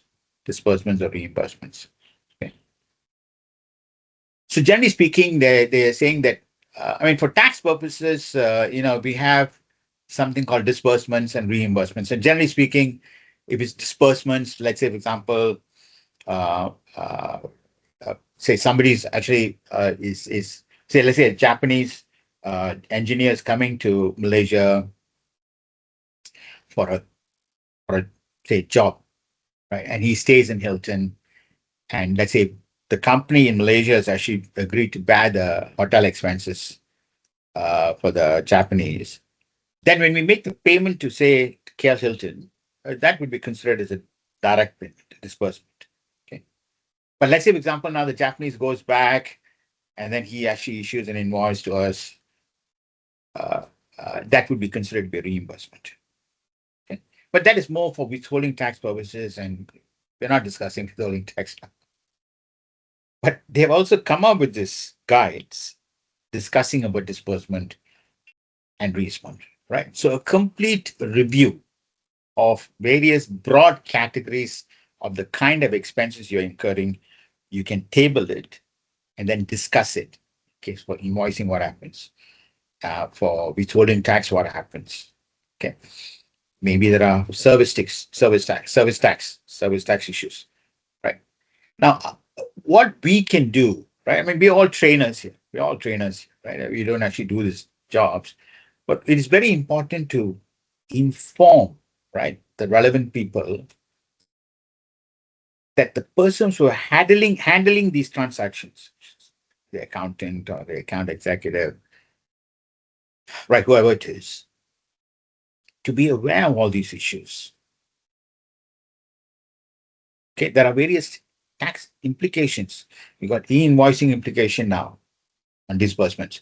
You have a withholding tax implication. You may have a service tax implication. Okay. Now, as long as the person who's carrying out the the tasks, right, of analyzing the information is aware, then he can use that knowledge to actually perform his for his job, right? Because if he's not aware, and the boss is very good, he doesn't train the junior properly, then there could be a gap. Okay, so they can actually improve this, maybe discuss it, right? Management meetings, for example, this kind of things actually helps. Okay, and of course, auditors and tax agents are always there uh, to assist in this, right? So let's look at this. Let's look at an example, right? Okay, so there's this enterprise. Now they're hiring an event planner to organize their business product launch. Okay, right. So this business is hiring an event planner. So the event planner actually rents a hotel, right, ballroom for 30,000 for the launch event, and the hotel issues an invoice to the event planner. And then subsequently, the event planner actually issues an invoice to the business, right, for her event planning services, and the reimbursement for the hotel ballroom as a separate line item of the invoice. Okay, so that would be a reimbursement, and there is no need, right, to right. You just need to identify the amount is going on. Now, expenses incurred by an employee on behalf of an employer. but it must be a contract of services, not contract for services, contract of. Okay. So it's not a consultant. It must be a master servant relationship. Okay. So the employees are actually allowed to utilize. Okay. Employers, the company is allowed to utilize the e-invoices issued even if they are employees' names. Okay. So there's this business owner, right, of this gadget business, and Bobby is the owner. Okay, and Mary actually works for Bobby. So Mary actually travels right on a business trip and requests an invoice under her name for the expenses incurred during a trip for the company's right for the company to claim deduction right for that business trip. So in this case now, the business can actually able to use the invoices right from the employee's trip, even if the invoice is issued in the employee's name. Okay, so that makes it easier for the business owner to prove uh, the deduction for expenses, right? The deduction expenses. So that actually requires a policy. This clearly requires a policy, a company policy, right? HR policy, right? HR policy. So uh, that relevant communication must be actually made. Now, buyers can issue uh, uh, a self-built invoice, self-built, right? So it's almost like a reverse charge mechanism that occurs in it used to happen in GST and now it's happening in service tax. Okay, so the service recipient is actually issuing an invoice to himself. Okay, not the service provider, but the service recipient. So payments made to agents, dealers, and distributors, ADD. Goods sold or services rendered by foreign sellers. Okay, so I'm buying a machine, incurring an expense, uh, and the Malaysian who's actually now incurring it will issue it's what we call a self-built invoice. Okay. They've also come give us some guidelines on the profit distributions. Okay, there are also some exceptions, right? And they've actually done a good job on this explanations, right? Get the information easily. E-commerce transactions, payout to all betting and gaming winners, for example, uh, acquisition of goods or services from individual taxpayers, interest, interest payment also, there's a self-built that may be required. But the exclusions would be is for businesses, right? Well, say like financial issues and all money lenders that charge interest to public at large, right? Regardless whether they are businesses or individuals. Interest payments made by employee to employer, right? That's not required. Interest payments made by foreign payer to Malaysian taxpayers. Okay. Claims, compensations, or benefits payments from insurance. So let's have a look at this invoice, self-built invoice. So the buyer needs to issue a self-built invoice when buying products from individual who is not conducting a business. Okay. So now Tina, right? Tina, an individual who does not conduct a business, owns a commercial shop front. So she rents it out to a business, right? This electronic gadget company. So Tina is actually an individual who is not conducting a business, right? So she's not required to issue an e-invoice to the business that is right for the rental and utility bills. So in this case now, because the business is actually making a payment for the uh, for the rentals, right? To prove the amount of rentals as a deduction, uh, the business has to create and submit a self-billed e-invoice for its rentals and utility expenses and registered under Tina's name, saying that it is actually paid right to Tina. Okay.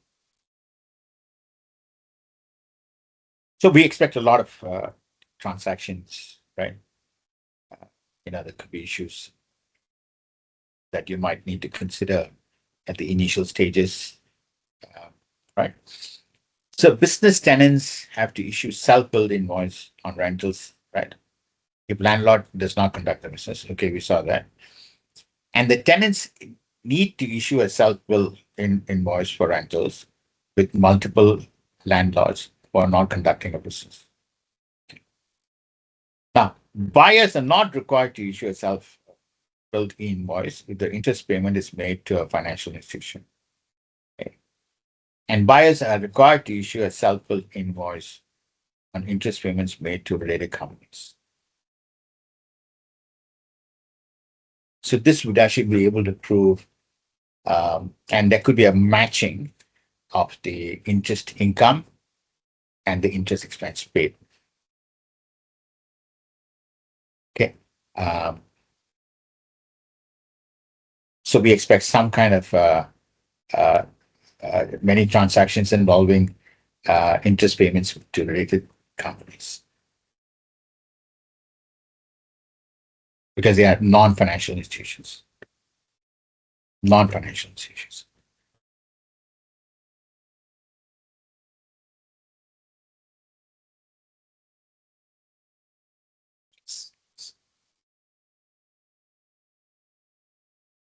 This area needs a little bit of focus.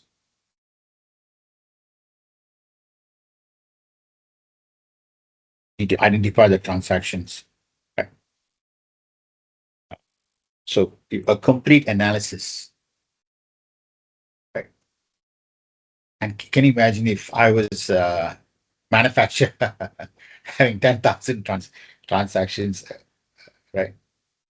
In a week, for example,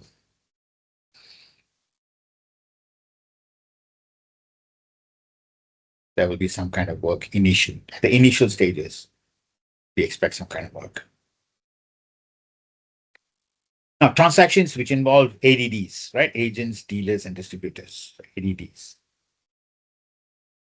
So this use is right. It's very common in the supply, and an agent or a third party typically earns a commission from the seller, right?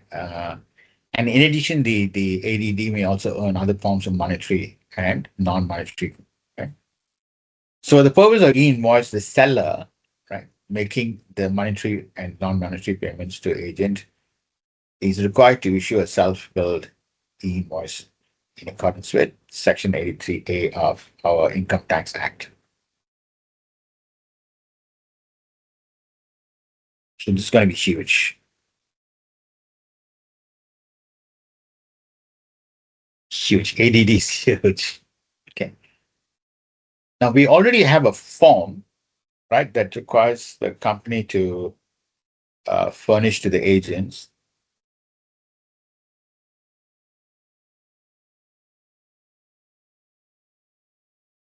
Now, is this going to be additional? So I make the payment and I have to issue an invoice. Yeah, the answer is yes. It is an additional work.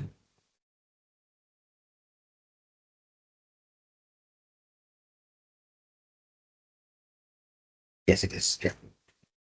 Remember the process, the submission, validation, then inform, right?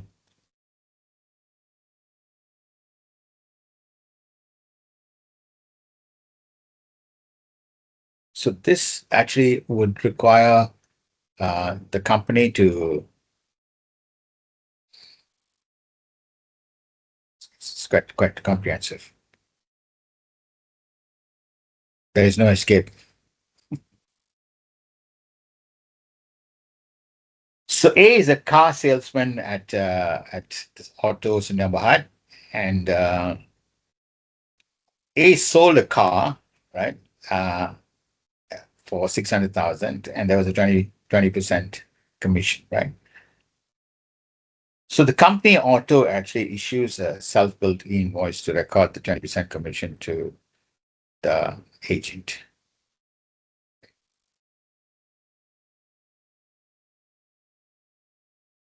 Yeah, so it's very interesting. Very interesting. Now, cross-border, yes. So Malaysia involves, it's nothing happens without cross-border. Okay, so cross-border involve transaction between Malaysian and a foreign, all right, foreigner. Okay. So foreign seller refers to any seller operating out of Malaysia or not established in South Malaysia, including non-Malaysian individuals. And a foreign buyer refers to any foreign person who acquires the goods or services from Malaysia. A foreign seller is not required. So when the guy who's selling the, the equipment or the goods to the Malaysian, he's not within the system.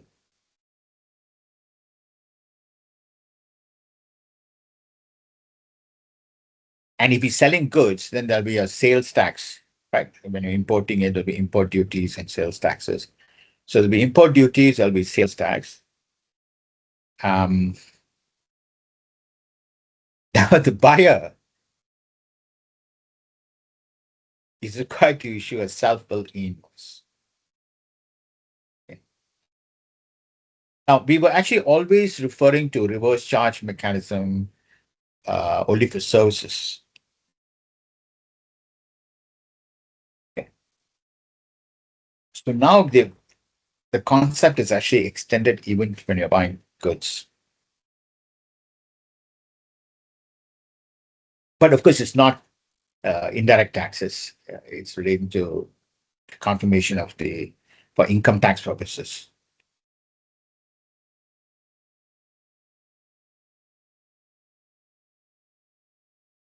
So self-built e-invoice is almost going to be as much as going to be as common as issuing an e-invoice. Issuing e-invoices is very common, and issuing self-built e-invoice to yourself to prove the expense is going to be very, very common, right? For most businesses, not all.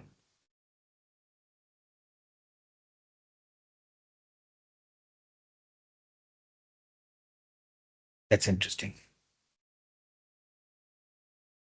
So I've just picked up some information from the guidelines. Okay, so let's have a look at it. Okay. So there's a Malaysian company F, right, is hiring a legal advisor, one UK co, right? UK co for legal advice. So a UK advisor issues the invoice to F, right? And for the services, legal services. And of course, the UK is not required. Okay.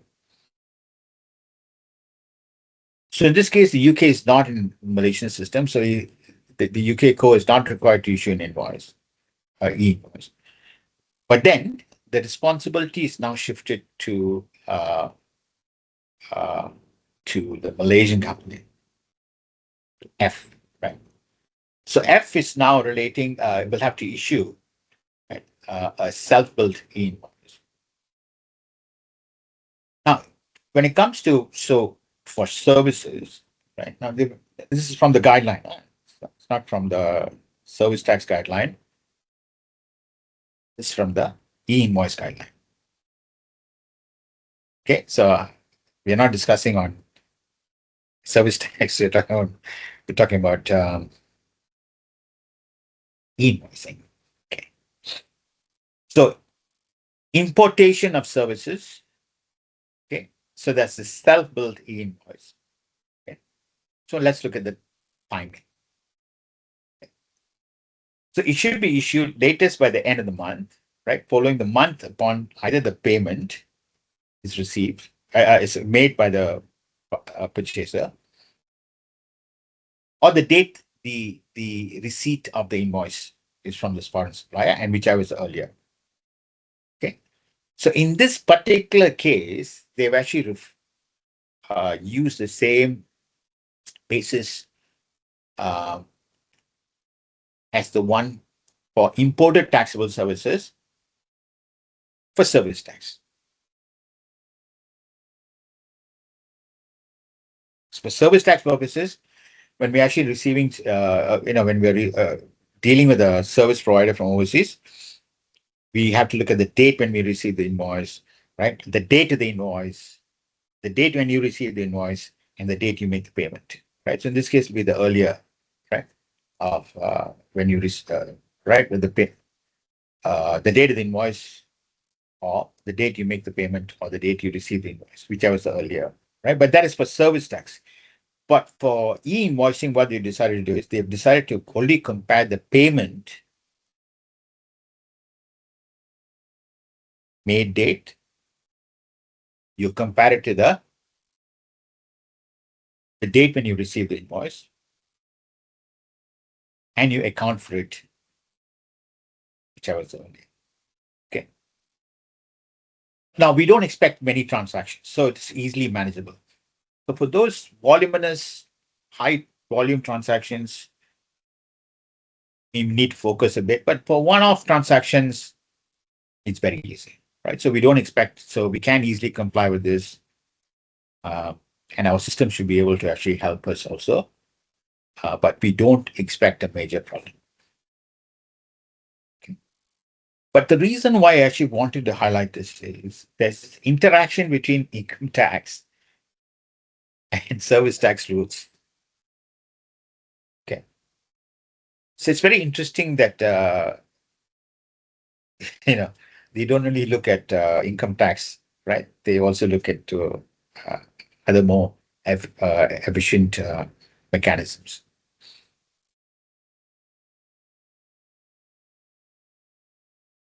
Okay, so businesses are required to issue a self-built invoice when buying goods from a foreign seller. Okay. So our buyer, right, this business owner, Bob, right, owns an electronic store. So he's buying goods, right, from a seller in China. So we've got the import duty and got a sales tax, right? But likely under AFTA, there'll not be just a reporting requirement, right? You get your form CDFs. That's not no tax because AFTA has got a very good free FTAs with ASEAN and China has got a very good FTA. Yeah. Now, as the Chinese seller is not required, right? He's not in the system, right? Clearly. So in this case, the Malaysian buyer, right, is required to submit a self-built invoice, right? Latest by 31st July.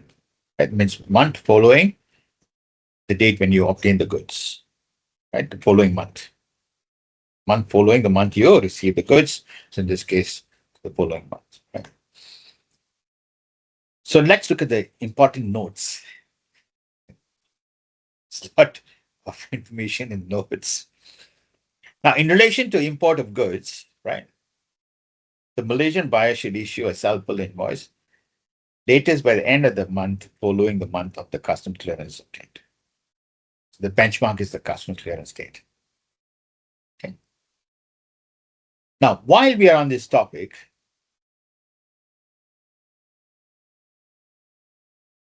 okay, so I want to digress a bit. I'm a bit concerned about this situation, right? Now let's say, for example, now we are actually manufacturing something let's say we're actually manufacturing an air conditioner.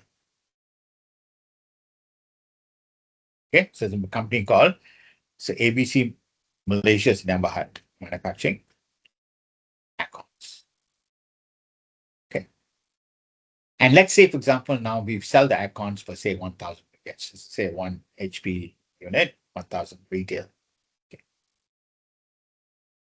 And let's say, for example, now we have a free trade agreement between ASEAN and China. Say, for example, we take China. And let's say, for example, they make accounts for Malaysian 500 ringgits. Right. Okay, so let's say, for example, now we wanted to import. So let's say there's a retailer here who's going to now import the goods from China, and he pays maximum $600 for a 1 HP. Now, there's a possibility of the Malaysian manufacturer being exposed to a huge risk.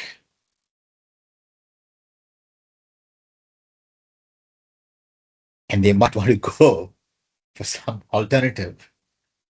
Well, in terms of quality, we are not totally worried. I can change it, say, once in 2 or 3 years. That's not a problem.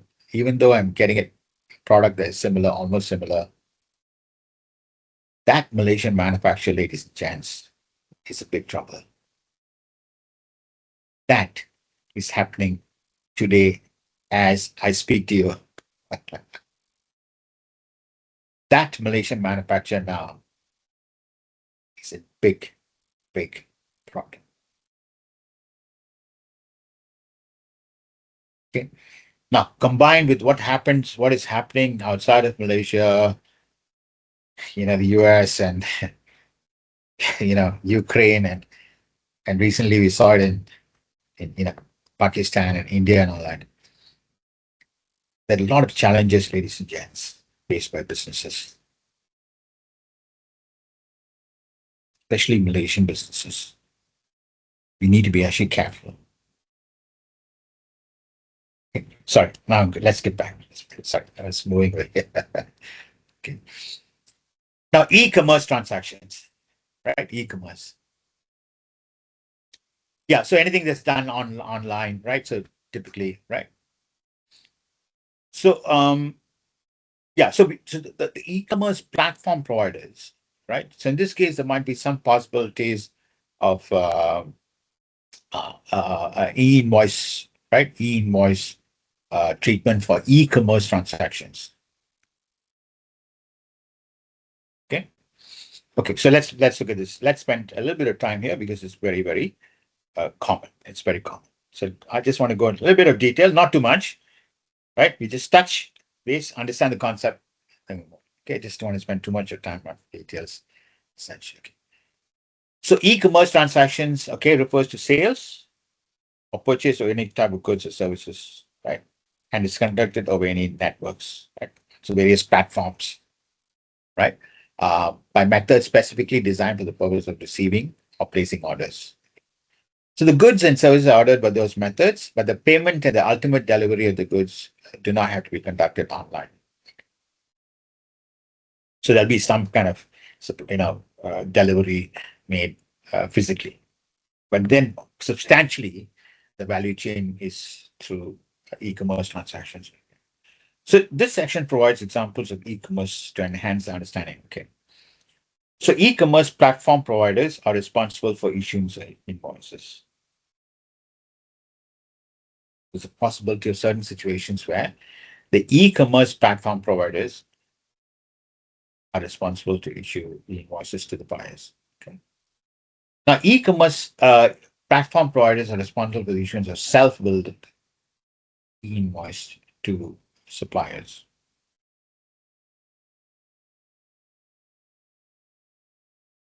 So let's go to right. So let's look at this. Let's see what happens. Okay. So e-commerce platform providers are responsible for issuing e-invoice, right, to buyers and self-billed e-invoice to sellers. Okay. So let's take this. Tina is buying a phone from this business, right? This gadget provider, equipment provider. via this local e-commerce platform called Zipit. Zipit. Okay. So now, if Tina is actually requiring an e-invoice, right? So she's going through that platform. Okay. Tina's right? She's buying from the business, from Kadai Electronic Smart Gadget, but she's going through this platform. So if Tina requires an invoice, Zipit, right, will be required to submit an invoice to RB through our my invoice portal on behalf of the gadget, right, seller, right, and share the visuals or representation of the invoice with Tina. Okay. So Zipit is required to submit a self-built invoice to the RB to record the payment to the seller. Okay. So we expect this done. Ours is fairly well developed, right? Our e-commerce basis transaction is well developed. And I think it's very straightforward. Should be.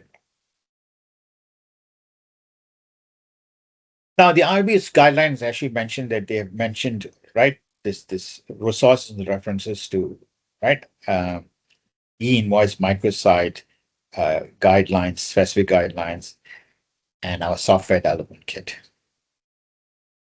Okay. So, ladies and gents,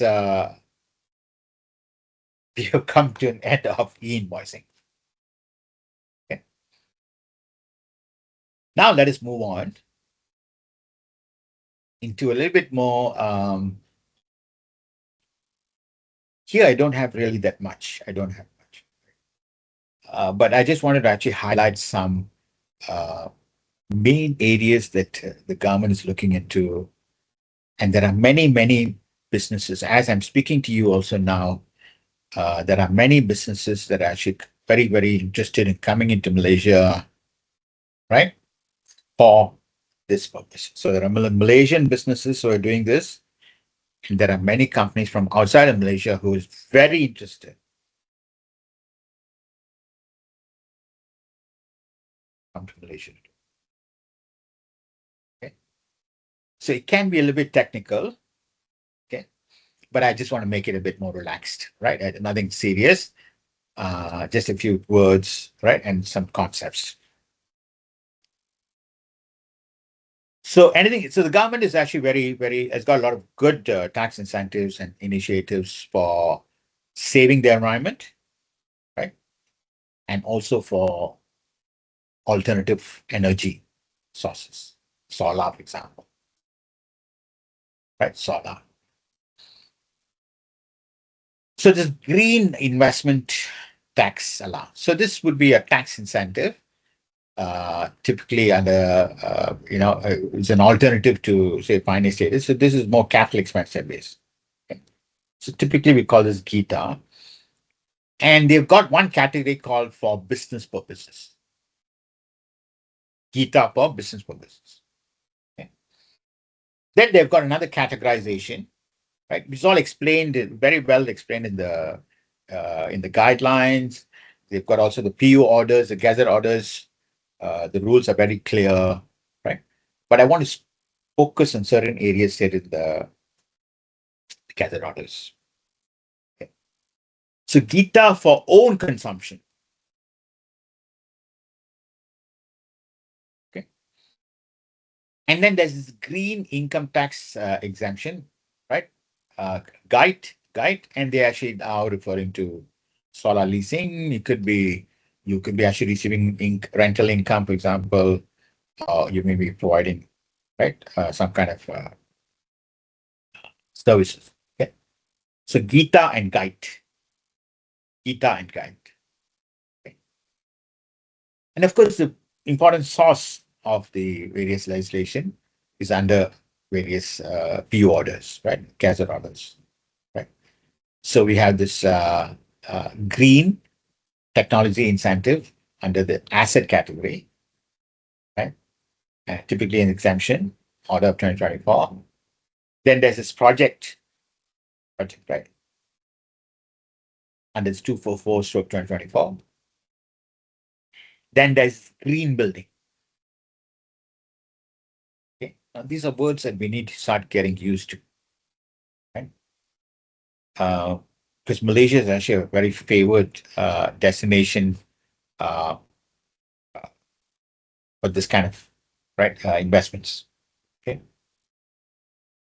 Then there's services, right? Green technology incentive services. Services is also not bad.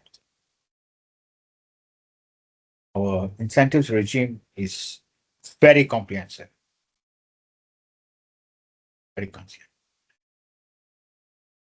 I remember when I was working in an MNC in Malaysia, our company our group had invested nearly about 800 million. It's about slightly below 1 billion Malaysian ringgits in the US.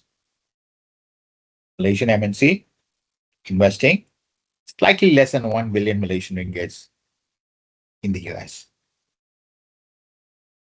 And so when we ask them what are the tax incentives we have in your country, I remember they're telling us that from your electricity bill, they give you a 1% rebate. So their tax incentives is maximum 1 page or quarter, half page. Whereas ours, it's very comprehensive. Right? But the government has ensured that there must be substance. No substance, no talk. Okay. And they have actually incorporated that in the legislation, which I want to highlight to you. Right. So there's an income tax green technology incentive for solar photovoltaic system leasing. Okay. We don't really have to worry about it, but we just wanted to find out what are the areas that they're looking into.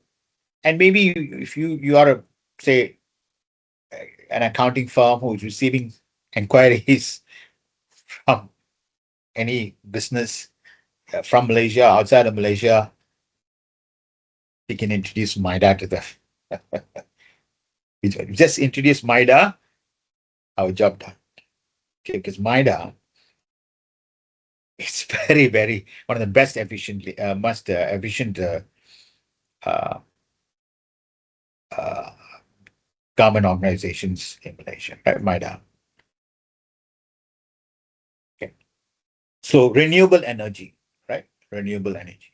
Big issue, big problem, right? You try going outside and coming now, it's so hard. It's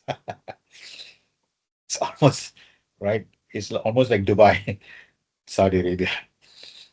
Then there are also extensions and also revisions of green tech tax incentives. Green, right? Green. Seems to be green is the name of the game. What business are you going to go into? Huh? Oh, I'm going to go into green tech. Oh, please, let's go. Let's go to the government and see what incentives we can get. Okay, so there are some very comprehensive, right, good guidelines on the applications for green technology incentives, right, or what we call the green ITA, right, GitHub, and also for solar leasing. Okay, now any inquiries, just make an appointment with MIDA. They don't charge you, uh, and they'll give you some nice kueh and coffee, but they won't charge you.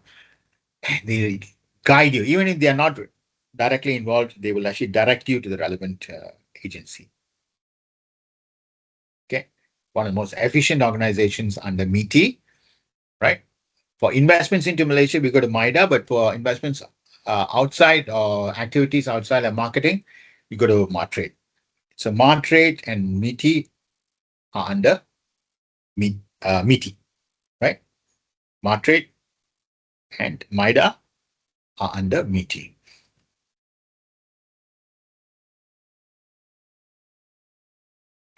So now let's look at some wordings, right? Some wordings. Okay. We're quite familiar with this one, right? This electric vehicle, right? Uh, investments, right? But there are some other words that we need to get used to. Okay. So this green investment tax allowance, KETA, right, for business purposes, right, are expanded to cover green hydrogen, renewable energy source from wind, big, huge in Europe, Australia, US, right? I mean, France, right? It's huge, and there's huge potential, right? Especially East Coast. You can imagine, Sabah, Sarawak, it's huge potential, huge. So in terms of the Gita project for business purposes, right? So, say EV, for example, or green hydrogen, and also for GITE, right? So our solar leasing, MIDA handles it, right? So you're not sure, go to MIDA. Okay, not sure, you go to MIDA. Okay. Now, Gita asset, right, for own consumption is to be submitted to the Malaysian Green Technology and Climate Change Corp, MGTC, right? So even though if you are in green tech and climate change, right? And if you're not sure, you go to MIDA, and MIDA will actually hold your hands and direct you to MGTC. Okay, they say, okay, they'll tell you they're not handling this part, right? This part, EV, come to us, right? They are very pro business, right? Very pro business.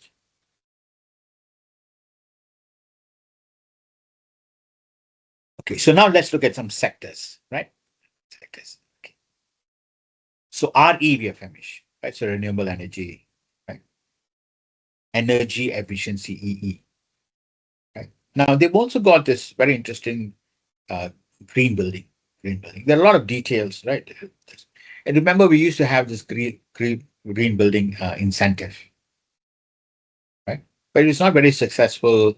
I remember when I was working for my one company, uh, they changed all the pipes, right? And it's actually not very successfully done initially, right?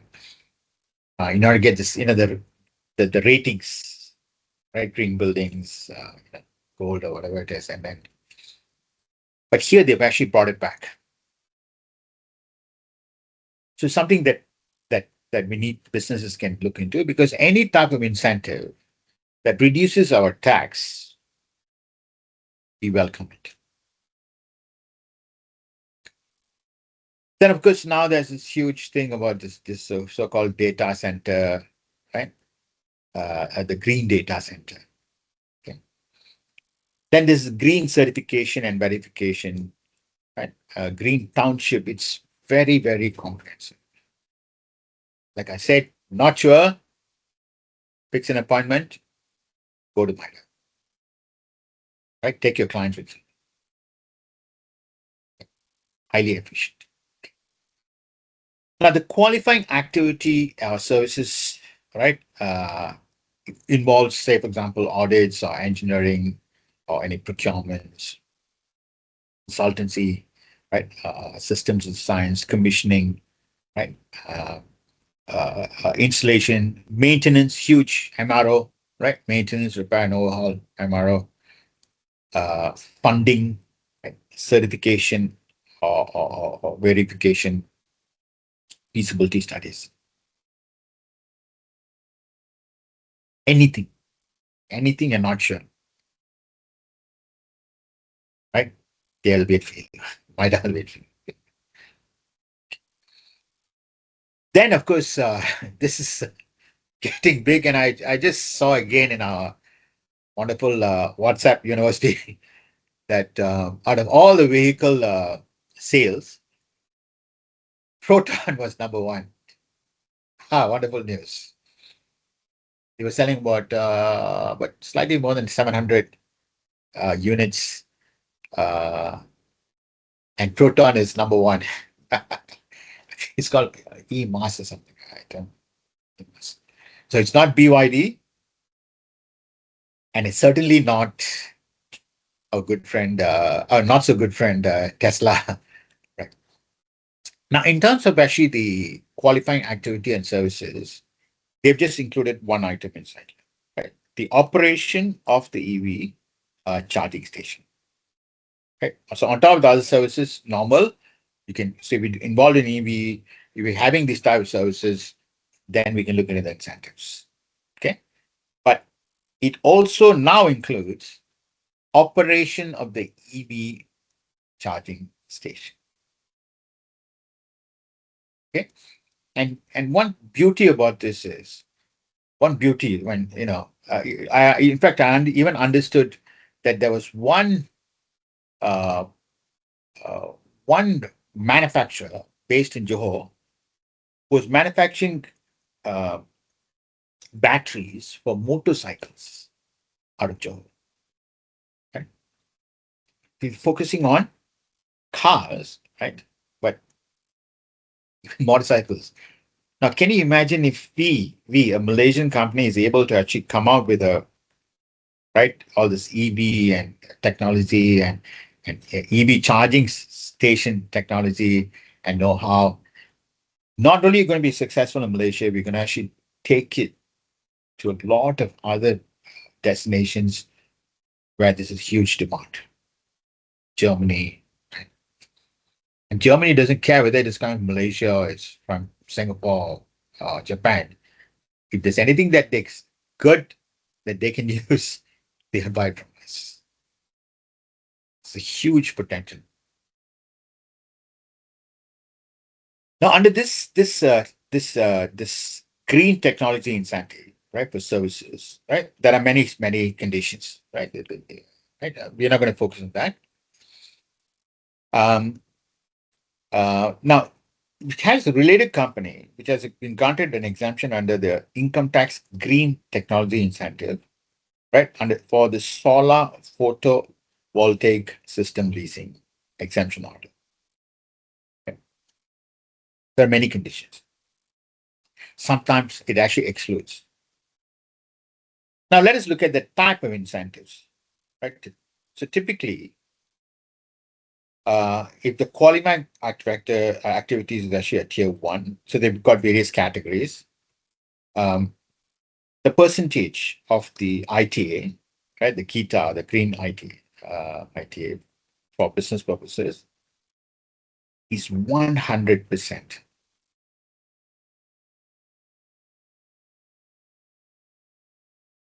But there are many conditions.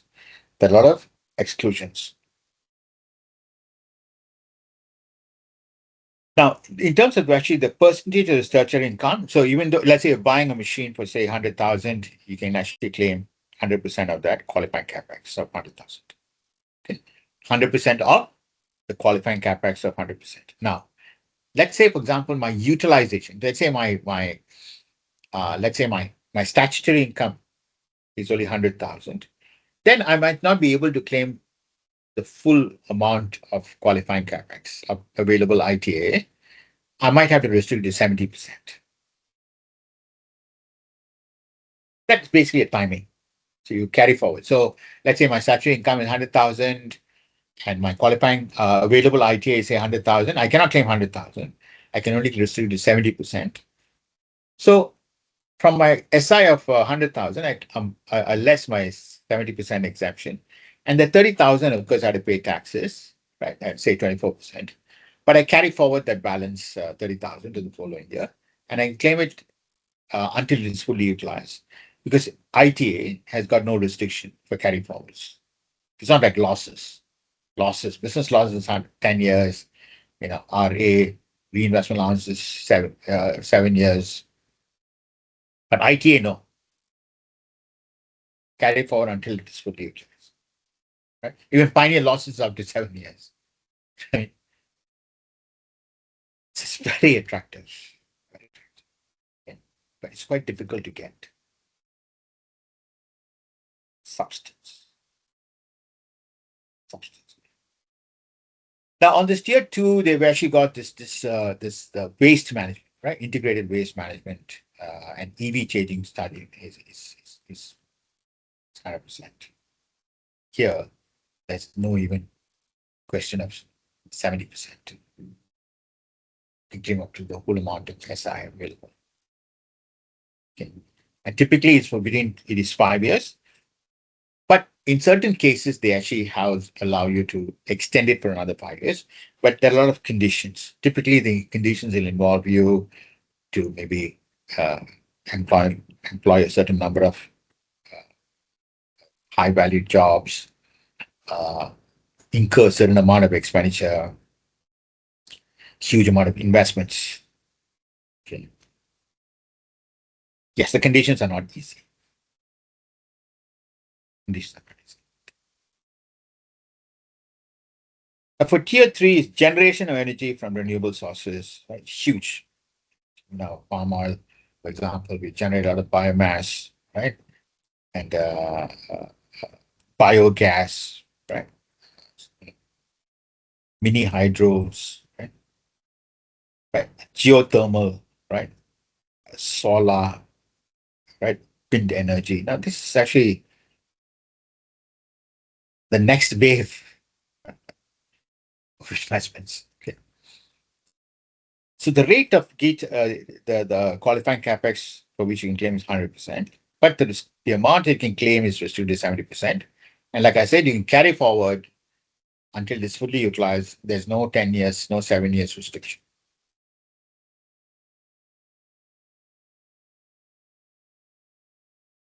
Okay, so the conditions require sometimes for you to have a new co, okay, and you had to be tax resident, right? So you meet that requirement in Section 8, where your management and control, right, is exercised in Malaysia. So one board of directors meeting in Malaysia, you're a resident.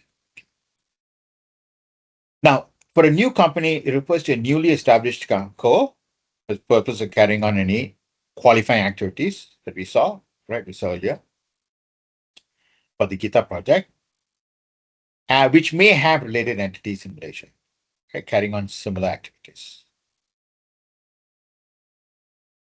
Now, for existing companies, here you have not, right, has not undertaken any qualifying activities on the Gita project, right? Or if you have undertaken any qualifying activities under Gita, then has not been approved for the green tech incentive, the company is eligible for tax incentives for diversification. Right? So there's a definition of diversification, right? It's and what is expansion, what is diversification. And the PU order and the guidelines are very detailed, right? And it's worth looking into it. Now, in certain cases where you're undertaking and qualifying activities under Gita, which is approved for green tech incentives, right? Then the scheme and plan to undertake expansions, right? Expansions and diversifications explained, subject to various conditions. Okay. Another important consideration of the tax incentive is the date for which the 5 years or the 10 years will start, right? Okay. So the date of the first qualifying capex shall not be incurred earlier than the date of application received. Right?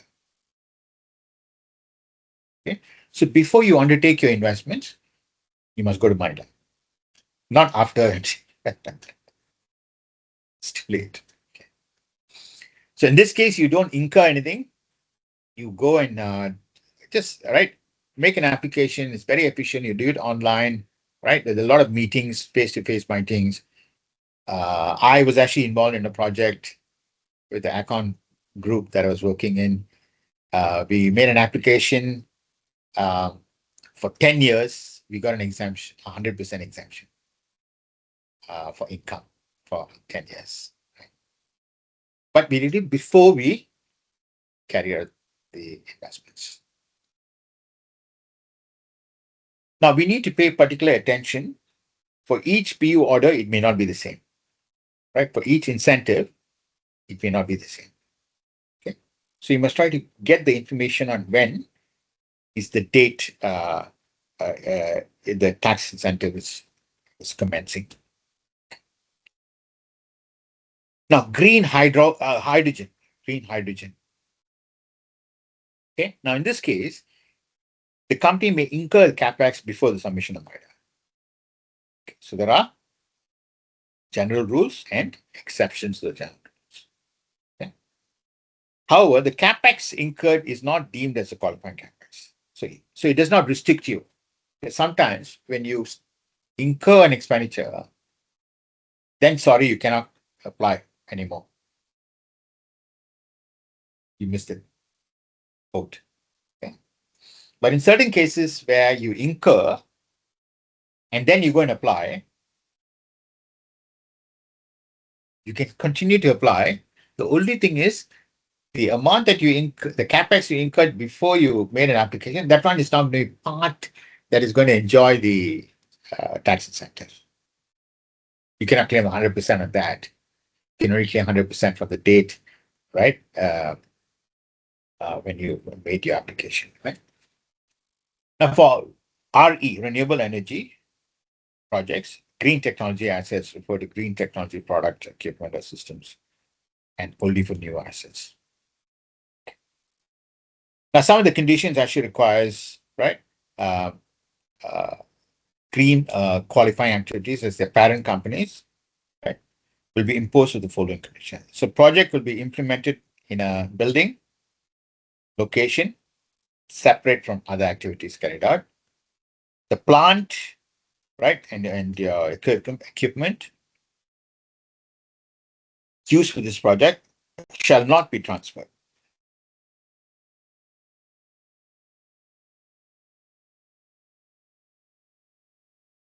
Not be transferred. Now, all employees shall be separated from the employees of the parent company, except for the management staff and directors. So these are part of the important rules and criteria you need to make sure you comply with. Okay. Establishment of this project will not result in a reduction in investments of the parent companies, right? So it doesn't have an impact on the, right? You want to invest 100 million, you invested 30 million in the parent company, and then once you start this new co, and you don't continue to invest in the parent company. Right? So the Malaysian government is actually very interested in genuine investors. Right? So they don't want you to, like, for example, you're going to be a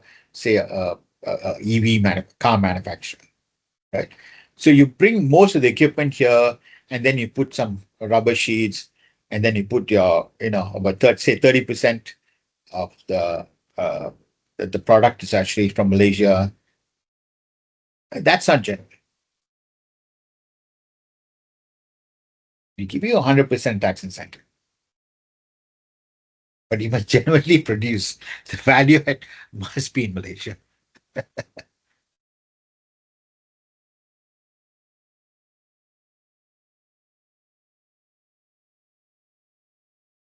Now, here there is a definition. In fact, when I actually checked section 2, there is a definition given to us, right? So the definition of related company is defined in section 2 as a company by at least 20% of the issue share capital is owned directly or indirectly by another company.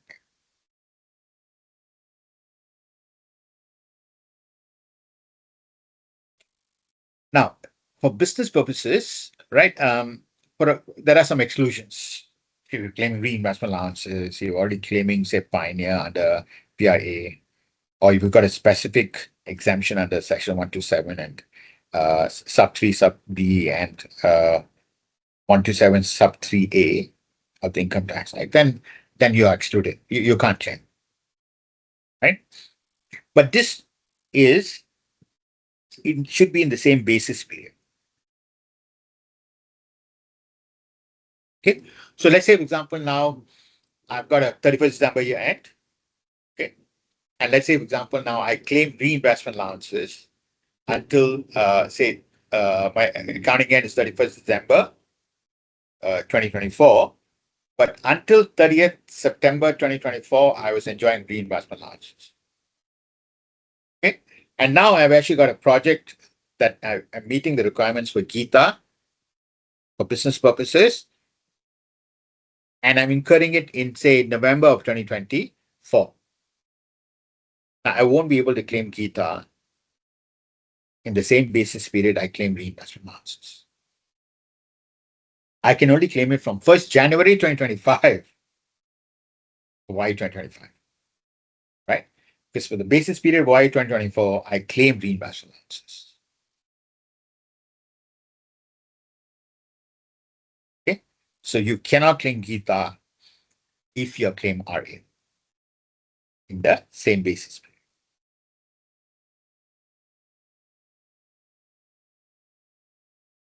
Now, here there are some exceptions, right? So here we're actually going to, they're saying that, oh, by the way, you cannot claim, Gita is not applicable if you're claiming RA in the basis period. But then there are some deductions here under any rules which is given to us under section 154.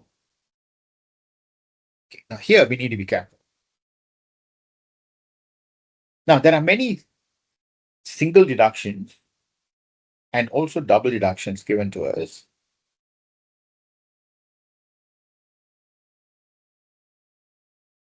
Which is given to under section 154. Let's say, for example, you're claiming a double deduction for, say, for a disabled employee, a certified OKU disabled. Now, in this case, that typically, if you look at the PO order, the rules actually say that it is given to us under section 155. Right? Now, that double deduction you cannot claim if you're enjoying this incentive. Right? As and a general rule, if you're going to claim a tax incentive, you must make and check the rules and especially the exclusions.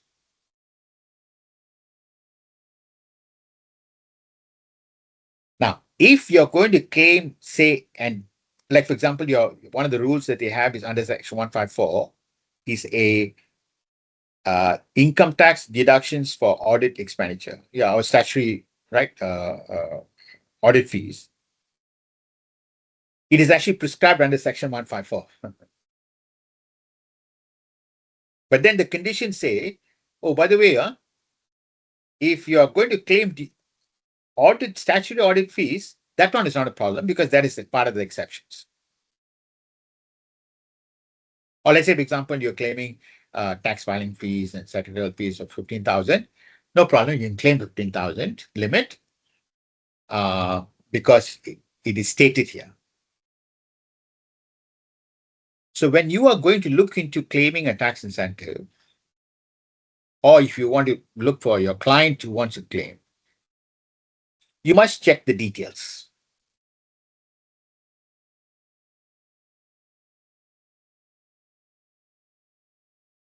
Now we look into solar leasing. Okay, solar leasing. Solar leasing. It's very big business, ladies and gents. It's very big business. We're just working on a case. I mean, actually, I don't practice, but there's I was involved in a case where there was a Singapore group who wants to come to Malaysia. They're in JB at the moment. They want to expand, and especially the solar DC. They have this know-how, and they've got some contracts, but they want to know about the tax incentives. So solar leasing is huge, right? And this green investment tax exemption. Now, although this is not relevant for us, but I think we need to realize that there are some things now Whether you like it or not, we still need to know. Okay. This is going to be a very important part of our Malaysian economy. Okay. We can't rely on fossil fuels anymore.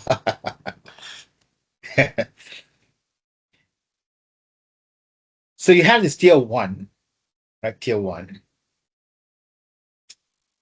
And this is about 30 megawatts. Huge. But then if you're tier two, then okay, so with tier one, you get a 70% exemption and 10 years. Many conditions, but it's pretty good, 70%. You only pay tax on the 30%. Okay. Tier two, it's only for 5 years. It's not as attractive as tier one.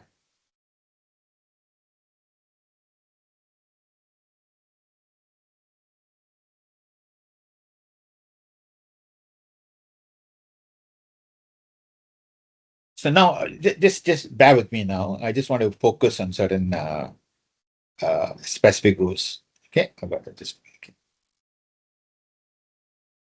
Now, the effective date, right, of the tax incentive is determined based on the date of the capex is incurred. The qualifying capex is first incurred. Okay, after the date of application is here. Okay, so it's not when you actually commence your business, or you're carrying out a business, or when you're reaching the marketable quantities, like say 30%. They're very for Gita, they made it a bit straightforward. Okay. So this date of first incurring the qualifying capex, we need to make sure to maximize the claim for tax incentives. Maximizing the claim. Now, for green hydrogen, sorry, yeah, just bear with me. I just want to emphasize on certain things, right? Just bear with me again. So for green hydrogen, where the company has actually incurred capex before the submission of the application, right? Now, the effective date of the tax incentive will be determined based on the date of the capex incurred after the date of application, right? So in this case, if you've incurred an expenditure before you made an application MIDA, then that will not be the date, right? It will be the date after you submit your application, right? And the application process is very straightforward. It's done initially online, but there's a lot of face-to-face meetings, lots, right? So in my case, my to get the 10-year 100% exemption, it took us about 1.5 years from the date we applied. Nowadays, it's much shorter.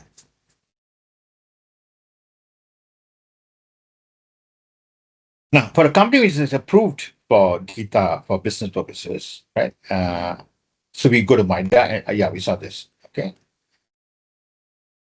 And qualifying capex refers to expenditure that is given to us in Schedule 3, right? For qualifying plant expenditure and building expenditure, qualifying building expenditure. Now, for Gita projects, right? Now, for business purposes, we go to MIDA. But for own consumption types of qualifying activities and services,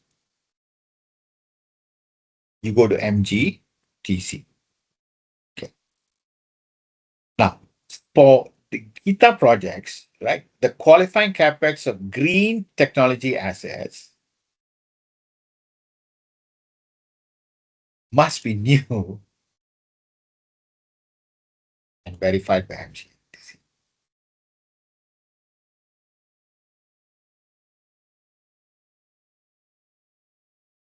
Now, that we have not had before. Okay, that we have not had before.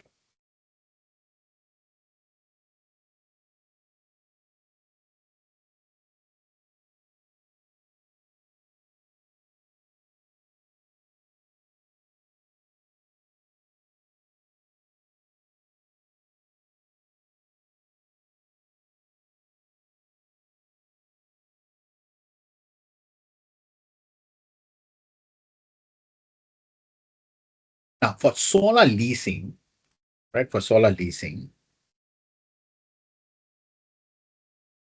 there's one agency, right?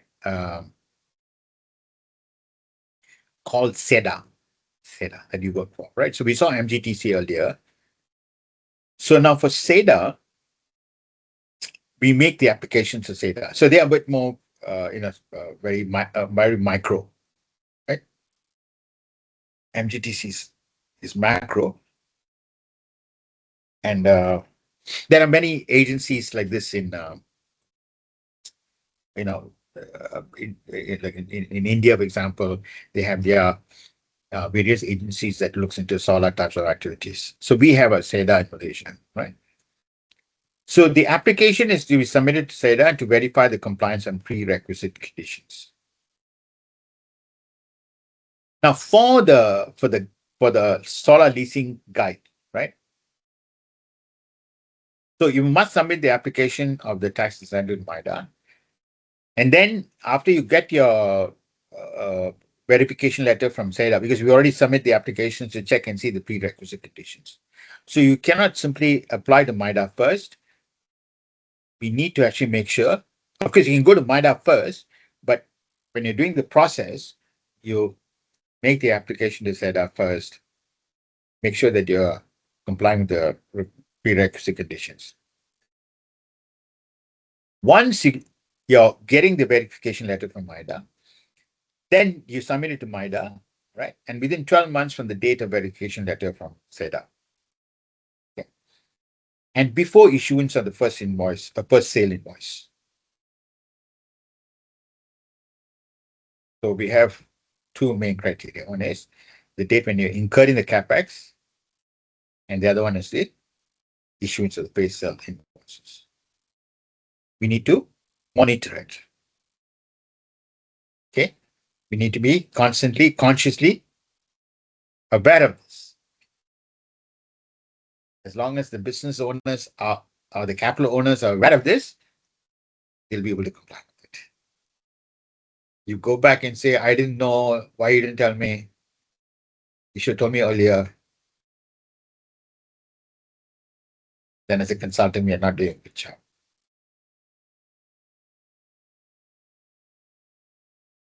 Okay.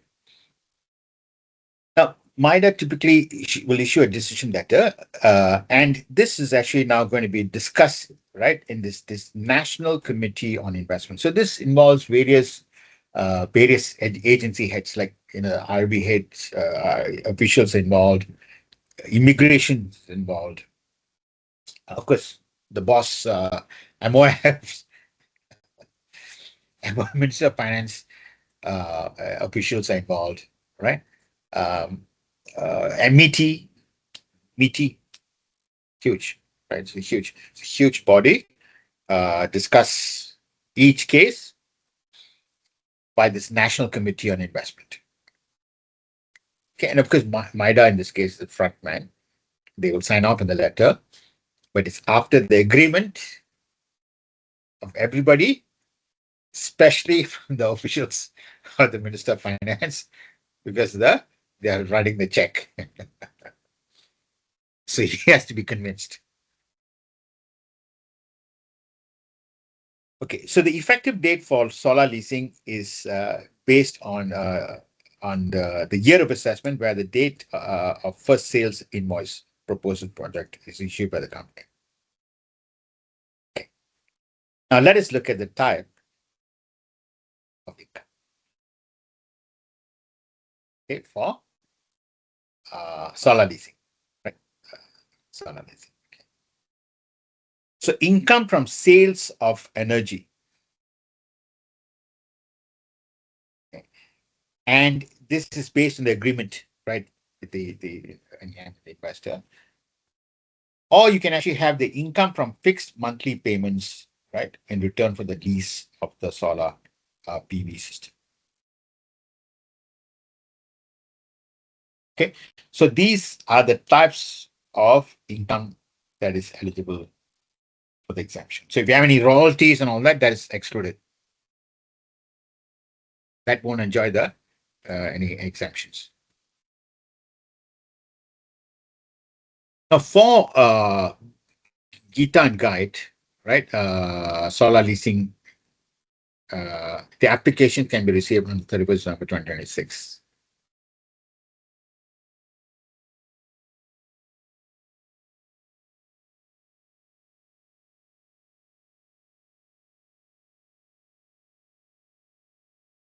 Okay, so for existing companies approved for the Gita project under the previous scheme, right? So the existing companies which approved for the Gita under section 4D, right? Or under 1 to 7 sub 3 sub B, right? Are eligible for this incentive subject to the following, right? So they don't undertake approved project in which no capex is incurred.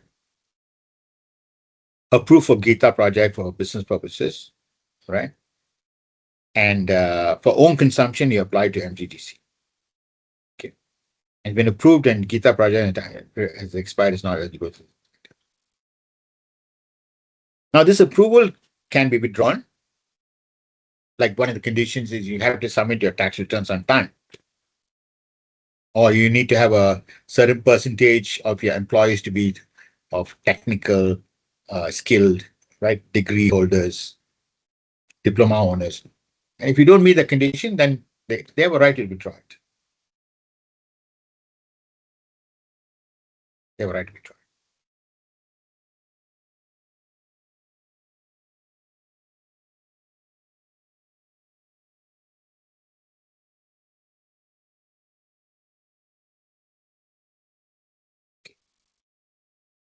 So for tier one, right, we have first 5 years, right, must produce green hydrogen from RE sources, right, renewable energy sources. Must obtain certification on production of green hydrogen from the DSM, right, or any recognized international certification bodies. Okay.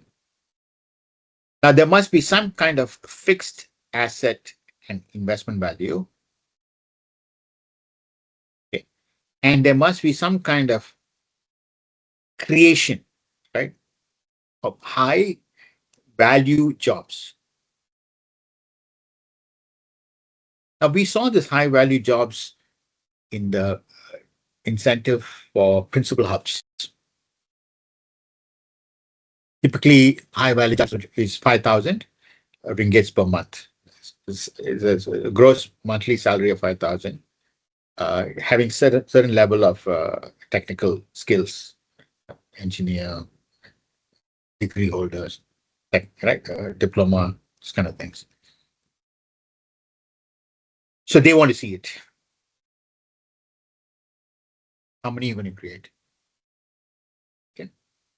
Right. For certain types of incentives, like for principal hubs, we used to have a certain number of high value jobs you need to create, like say 30, or say 50, right?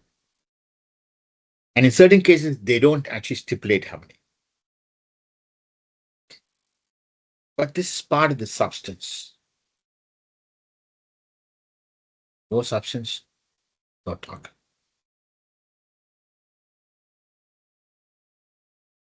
And then there are other conditions, right, by the National Committee of Investments. Okay. Now, for the second 5 years, after you've enjoyed the first 5 years, all right, so there's any projects spillovers, maybe you need to create some additional high value jobs, some expenditure you're incurring, right, and any other conditions. Okay. Now, for integrated waste management and EV charging stations, okay, they must invest in the waste management, right, the IWM facility, and undertake the following activities: waste recycling, waste treatment. And the conditions are very, very specific. It's very specific. So at least two of the following activities, it's part of the substance. Right? No, no name only coming to Malaysia, days are over. So recovery, composting, storage, collection, disposal. Now, we're not allowed to use imported waste for its proposed integrated waste management, right, IWDN. And the company is only allowed to utilize waste obtained within Malaysia, right, including free zones, right, or LMWs, for example, and comply with the guidelines and the relevant conditions that is stated. Okay, you know, environmental, right, sustainable. You have a certificate, right? You know, as you know, Europe uh, and the US to a certain extent has been asking Malaysia to enhance uh, a lot of regulations, which they feel that they're not complying, right? You know, a lot of plantations being, you know, the land size is you know not well managed. Now for the EV, right? The your EV charging station, as you know, is huge. Right? It's a huge demand, right? And we even hear that by 2030, we are not supposed to have vehicles that is relying on fossil fuels, petroleum. Right? They wanted to move to hybrid or EV, but if it's not going to be 2030, it's probably going to be delayed. We still love our petrol, gas, right? Gasoline, but they are putting pressure, right? They're putting pressure to look into alternatively more efficient methods. So let's look at this EV, right? So the company or charge point operators, right? So the guideline says CPO, charge point operators must invest in equipment or a combination of equipment, providing dedicated functions to supply energy from a fixed electrical installation or supply network to an EV for the purpose of charging. And the charge point operators of the EV charging station must obtain a EV charging system license. That is amazing. That's amazing. Now, the CPOs must obtain approval for installation of EV charging bay, right, from local councils and other conditions decided by NCI, right? And you see, if you look at, say, if you are successful, we can even go to Singapore, right? We can go to Japan. China is just waiting, right? Waiting to support us, right? There's huge demand. Right? India, we don't have to necessarily rely too much on the US. We learned our lessons.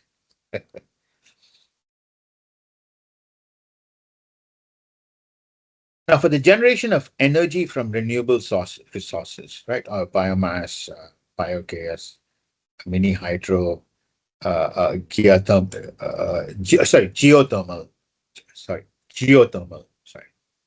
solar, and wind energy. Okay.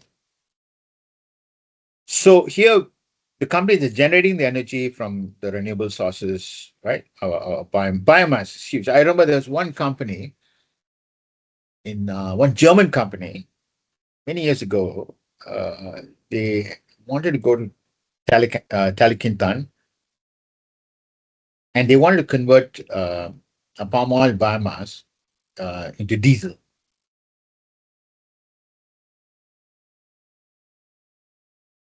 So it's a lot of use. Yeah, a lot of use. Recently, also there was something on biomass that they were looking into converting into something that's useful for us. So this renewable sources as proposed, right, must obtain a letter, right, from the Sustainable Energy Development Authority. This is our SEDA that we were referring to earlier. SEDA. Because for the prerequisite conditions, before you submit a MIDA, you go to SEDA and then they will give you a verification letter. Then Energy Commission on the proposed project. Okay. Now, the equipment and the assets used in Gita projects must be owned by the company, recognized and registered under the My Hijau mark, or have product verification that is recognized and accepted by the MGTC.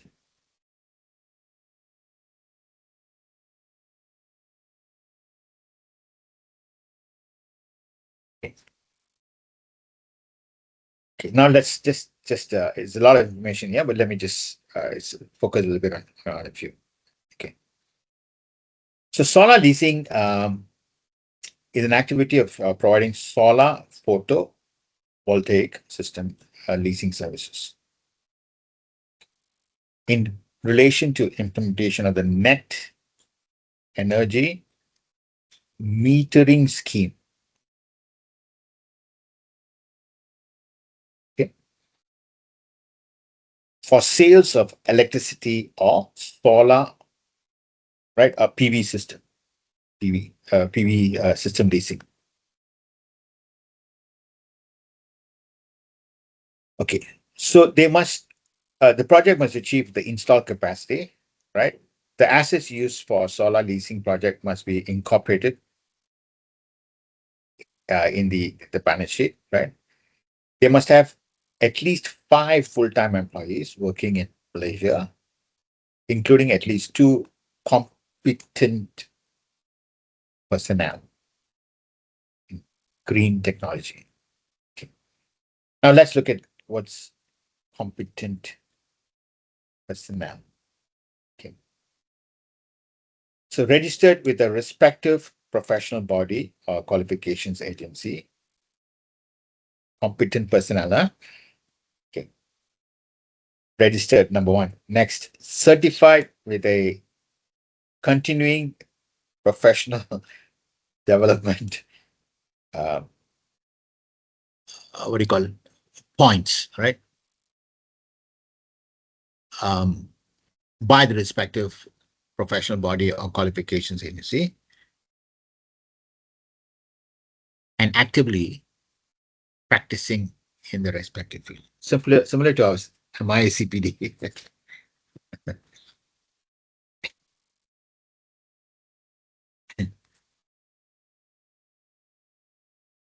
So competent authority. So they need 2. Okay. Now the solar leasing must derive income from sales of electricity or solar PV system leasing. Now the income derived from other activities will not be eligible for tax exemption. So the exemption is only confined to those items. Now the exemption is only granted to income generated within capacity for each tier. So the tier that we are referring to and the capacity we are referring to becomes important. Okay. But of course, that's in practice, right? Not per us, since you're trying to understand the concept. Now, any income generated from excess capacity is not eligible for tax exemptions. The company should keep separate accounts. It's very specific.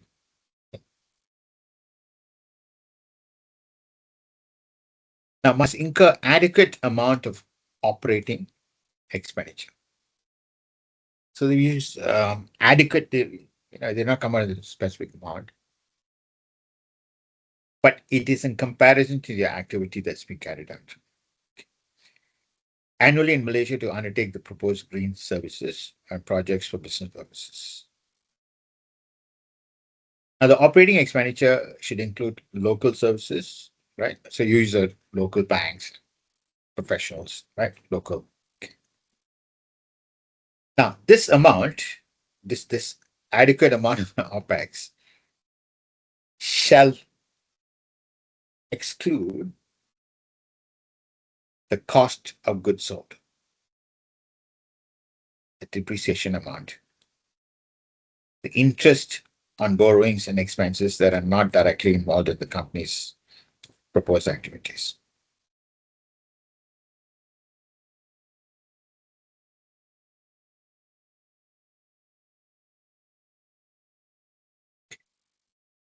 Okay, ladies and gents,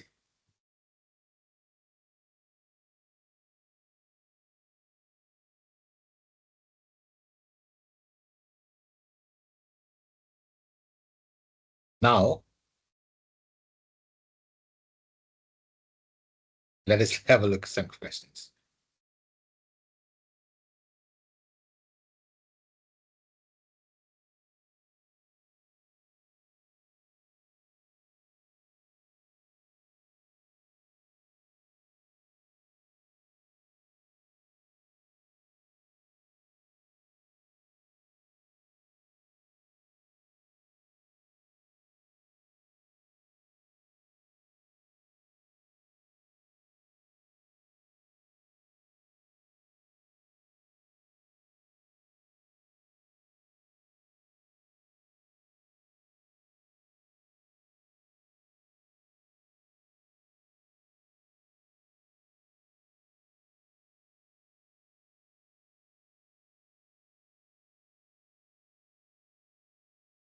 So there's one question here. Taxpayers with an annual turnover less than, yeah.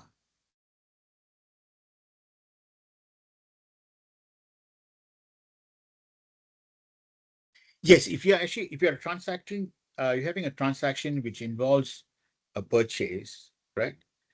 And you typically you're actually dealing with somebody who's already registered for e-invoice, for example. Then that person would be issuing an invoice to you, right? But in the event that you're not able to get an invoice, then in that case, you need to actually make an application for validation to IRB for an invoice. Okay, only in those circumstances and where you're exempted from, you don't need to have an invoice. But otherwise, like say, for example, you're actually now having claiming reliefs, for example, you saw in the guidelines. For those, you don't need, right?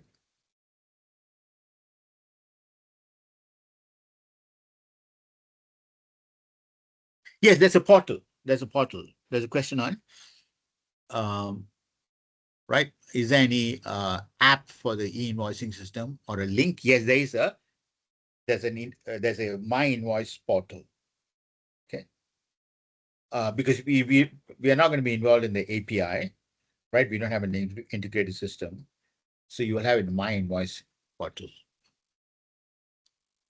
Now, for companies that are actually involved in e-invoicing, typically you need to work with the IT service provider.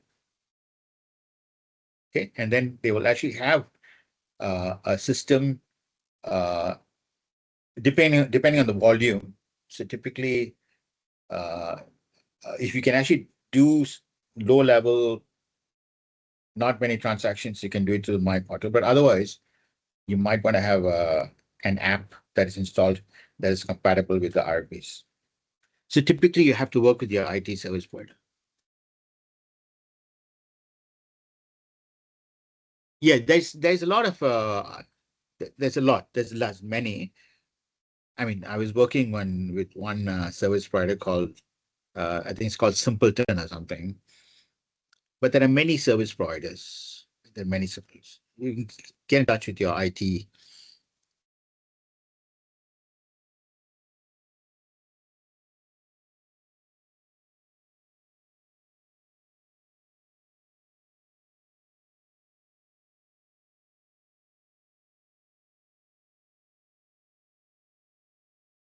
Yeah. So in terms of your rentals that we saw earlier, so if that person is actually not registered, right? So if you are now making a payment to your landlord, you have to do a self-billing, right?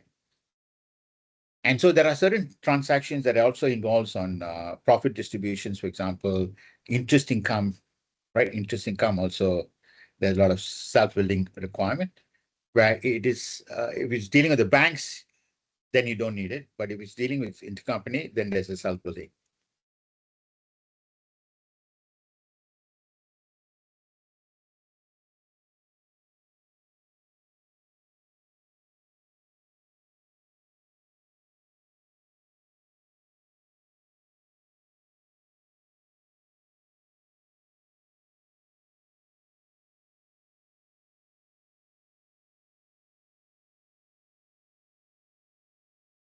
Yeah, looked at the questions. Is anything else?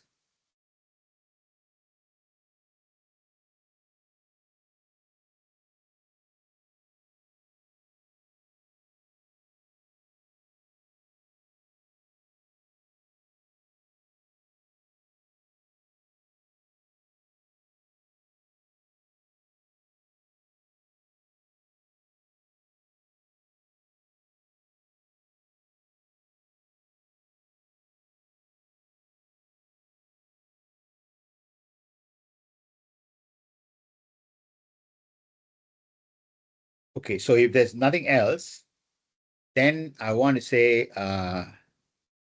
just like you as a trainer, hopefully you've actually got some information, and terima